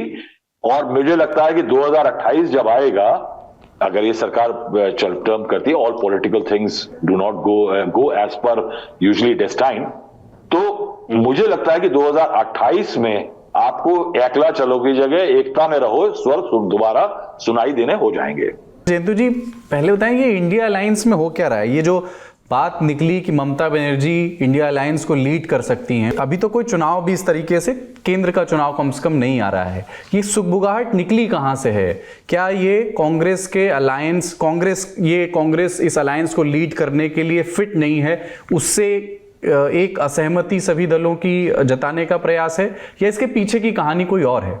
देखिए, एकदम शुरू से इंडिया अलायंस का ये जो गठबंधन शुरू के समय से ये समस्या दिखाई दे रहा था, क्योंकि मुझे याद है जब मुंबई में मीटिंग हुई थी और ये जो इंडिया नाम मतलब इसको ठीक करने के लिए ममता बनर्जी ने भी एक रोल निभाए थे, लेकिन उस समय भी ममता बनर्जी ने पब्लिकली नहीं बोले थे, लेकिन नीतीश कुमार जी के बारे में कांग्रेस उस समय बहुत उत्सुक थे और नीतीश कुमार जी बीजेपी में जा सकते हैं, ये जो अनप्रेडिक्टेबिलिटी ऑफ नीतीश कुमार, ये ममता बनर्जी चर्चा किए थे। तो उसी समय से, और ममता बनर्जी ने ये भी बताया था कि जहां कांग्रेस का स्ट्रेंथ है, वो 4-5 राज्य जहां कांग्रेस वर्सेस बीजेपी है, वो लड़ाई लड़ने के लिए कांग्रेस लड़े, लेकिन बाकी जगह जहां आपका रीजनल पार्टी है, तो वो रीजनल पार्टी को सीट छोड़ दे और वहां कांग्रेस लड़ाई ना लड़े, और वो क्षेत्रीय दल के साथ लड़ने से वो मजबूत नहीं होगा। अभी क्या हुआ, हरियाणा का चुनाव का जो नतीजा आया और उसके बाद महाराष्ट्र में भी जो हुआ है, और देखिए झारखंड में चुनाव जीते हैं, लेकिन हेमंत सोरेन ने भी बहुत शिकायत चुनाव के समय भी कांग्रेस के साथ हुआ था। कांग्रेस मतलब जितना समय देना चाहिए था और सीट ज्यादा लेते हैं। अभी क्या हुआ, लालू जी से लेके अखिलेश, सब लोग कांग्रेस से नाराज है, क्योंकि कांग्रेस और बीजेपी में जहां लड़ाई हो रहा है, दिखाई दे रहा है BJP more than 50% vote BJP को मिल रहा है, तो कांग्रेस वीक हो गया है, ये कांग्रेस को मानना पड़ेगा। और जहां क्षेत्रीय दल के साथ भाजपा का लड़ाई हो रहा है, वहां क्षेत्रीय दल अच्छा मतलब कर रहे हैं तो इन कंपैरिजन टू कांग्रेस। तो अगर अब कांग्रेस का रिजल्ट नहीं है तो कांग्रेस कैसे लीड करेंगे? तो ये जो मतलब इनके जो 2029 अभी बहुत दूर बाकी है, उसके पहले तो बिहार का चुनाव है, उसके बाद तो पश्चिम बंगाल का चुनाव है, लेकिन बाकी जितने रीजनल पार्टी के लीडर है वो ममता बनर्जी के साथ सहमत है कि कांग्रेस को दिखाई नहीं दे रहा है वो सीरियसनेस। देखिए, राहुल गांधी क्षेत्रीय दल के लीडर के साथ कोई डे टू डे इंटरेक्शन कर रहे हैं? राहुल गांधी जी, ममता तो चाहते हैं कि राहुल फोन करे, चर्चा करे, पार्लियामेंट सेशन हो रहा है, वो पार्लियामेंट सेशन में जैसे अडानी के इशू में, और ममता बनर्जी, अखिलेश, ये सब एक रुख ले रहे हैं कि हमको जो पॉपुलर पीपल इशू है, प्राइस राइस है, इन्फ्लेशन है, डिफरेंट इश्यूज है, कॉर्पोरेट इशू में पर्टिकुलरली जाना, ये इतना मतलब प्रायोरिटी नहीं होना चाहिए। तो ये जो संसद होने के पहले, बहुत पहले से ही तो डेट तय है, तो आप चर्चा कर सकते थे। राहुल गांधी कलकत्ता आ सकते हैं, ममता बनर्जी दिल्ली जा सकते हैं, लेकिन एक मीटिंग भी नहीं होता है और कांग्रेस अपना जो एजेंडा है वो तय करते हैं। केजरीवाल भी है, केजरीवाल के साथ भी कांग्रेस का इस बार दिल्ली चुनाव आ रहा है, तो कांग्रेस आइसोलेटेड हो रहा है इंडिया अलायंस में। कांग्रेस राहुल गांधी के लीडरशिप में कांग्रेस आइसोलेटेड हो रहा है, और बीजेपी के साथ लड़ाई लड़ने के लिए जो सीरियसनेस है, चर्चा ये भी तो होता है ना कि प्रियंका गांधी के लिए राहुल गांधी कैंपेन करने के बाद हिमाचल प्रदेश में छुट्टी मनाने के लिए गए थे, और उस समय हेमंत सोरेन बार बार बोल रहे हैं कि चुनाव में जो मैनिफेस्टो रिलीज हो रहा है वो खड़गे जी कर रहे हैं, राहुल गांधी को आना चाहिए, प्रेशर देके, मतलब ये अभी जितने घटक दल, ये सीट आप कांग्रेस के लिए देना पड़ता है। अभी पश्चिम बंगाल में कांग्रेस लीडरशिप और तृणमूल कांग्रेस, अभी तक ये तय नहीं हुआ कि कम्युनिस्ट के साथ कांग्रेस पश्चिम बंगाल में चुनाव लड़ेंगे या नहीं लड़ेंगे। तो ये जो सब इश्यूज हैं, जैसे केरल में प्रकाश कराट, सीताराम येचुरी नहीं है ना, तो प्रकाश कराट के नेतृत्व पे अभी कम्युनिस्ट पार्टी चल रहा है। आपको पता होगा कि सोरोस के इशू में जब बीजेपी ने उठाया प्रकाश कराट ने बोला है कि हम सोरस के इशू कांग्रेस के साथ जो हुआ है उसके लिए चर्चा कर सकते हैं। तो इसका मतलब सीपीएम भी, केरल में चुनाव आ रहा है 2 बार, यूजुअली केरल में तो 5 साल के बाद चेंज होता है, तो केरल के मतलब मद्देनजर Prakash Karat anti Congress line Soros के इशू में भी ले लिया, जिसमें Congress is not happy with Prakash Karat led CPM का रिएक्शन ऑन सोरस इन्वेस्टिगेशन होना जो कांग्रेस। तो ये कुल मिला के ये स्थिति के कारण ये सिचुएशन हो रहा है। It is not Mamata driven issue, ये ओवरऑल कांग्रेस के साथ बाकी जितने रीजनल पार्टी, क्षेत्रीय दल हैं, उनके जो रिश्ता और ये कांग्रेस का आइसोलेशन दिखाई दे रहा है, इसके कारण ये हो रहा है। सर, ये जो अलायंस है, ये एक थोड़ा सा कॉम्प्लेक्स अलायंस है। ये 2024 लोकसभा चुनाव से पहले बना। इसमें अलग अलग विचार की के क्षेत्रीय और राष्ट्रीय दल तो है ही, क्षेत्रीय दल अलग अलग विचार के हैं, उनकी आइडियोलॉजीज में भी सब हर एक चीज़ मेल खाती हुई ज़रूरी नहीं, उनके एस्पिरेशनल वैल्यू भी अलग अलग हैं, वो अलग अलग चीज़ें राजनीति में अचीव करना चाहते हैं। तो उनके बीच इस तरह के आपसी मतभेद समझ में आ सकते हैं कि एक पावर डायनेमिक्स होती है। लेकिन थोड़ा मुझे ये समझाइए, how does this make sense? क्योंकि केंद्र के नंबर के हिसाब से तय होना चाहिए आइडियली कि कौन इस अलायंस को लीड करेगा। केंद्र में लोकसभा में कांग्रेस पार्टी के पास 99 सीटें हैं, दूसरे नंबर पर समाजवादी पार्टी है, उसके पास 37 सीटें हैं, तीसरे नंबर पर तृणमूल कांग्रेस है जिसके पास 29 सीटें हैं। पहली और दूसरे नंबर की जो 2 पार्टियां हैं, आधे से भी कम का फर्क है, 99 एंड देन 37 एंड 29। तो ये मतलब ये थोड़ी सी अनरियलिस्टिक सी मांग नहीं है क्या ममता को लीडर बनाने की? नहीं, देखिए, ममता बनर्जी मांग नहीं कर रहे, और ये जो लीडरशिप है बेसिकली ये एक जो कमिटी है, इंडिया जो कमिटी है, वो कमिटी का कन्वेनर अभी कौन है? कन्वेनर नहीं है।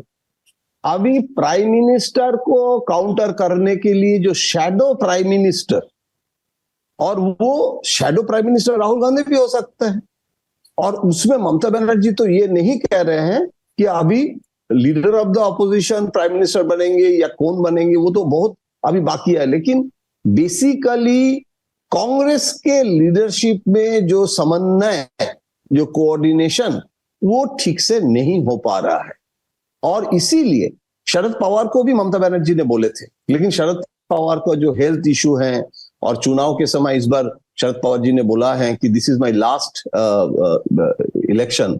अभी ममता बनर्जी ने बर्थडे विश किए हैं, और शरद पवार जी के साथ उनके अच्छा संबंध है, इवन उद्धव ठाकरे के साथ भी ममता। तो देखिए, अगर आपको लड़ना है और उसके लिए जो कोऑर्डिनेशन का जरूरत है, ये actually day to day fight के लिए अभी एक रोड मैप बनाना, मीटिंग करना, basically it's a job of a coordinator. जो पहले एक समय हरकिशन सिंह सुरजीत, उसके बाद सीताराम येचुरी और बहुत सारे लोग, अहमद पटेल थे, और अहमद पटेल कितना अच्छा कोऑर्डिनेट करते थे।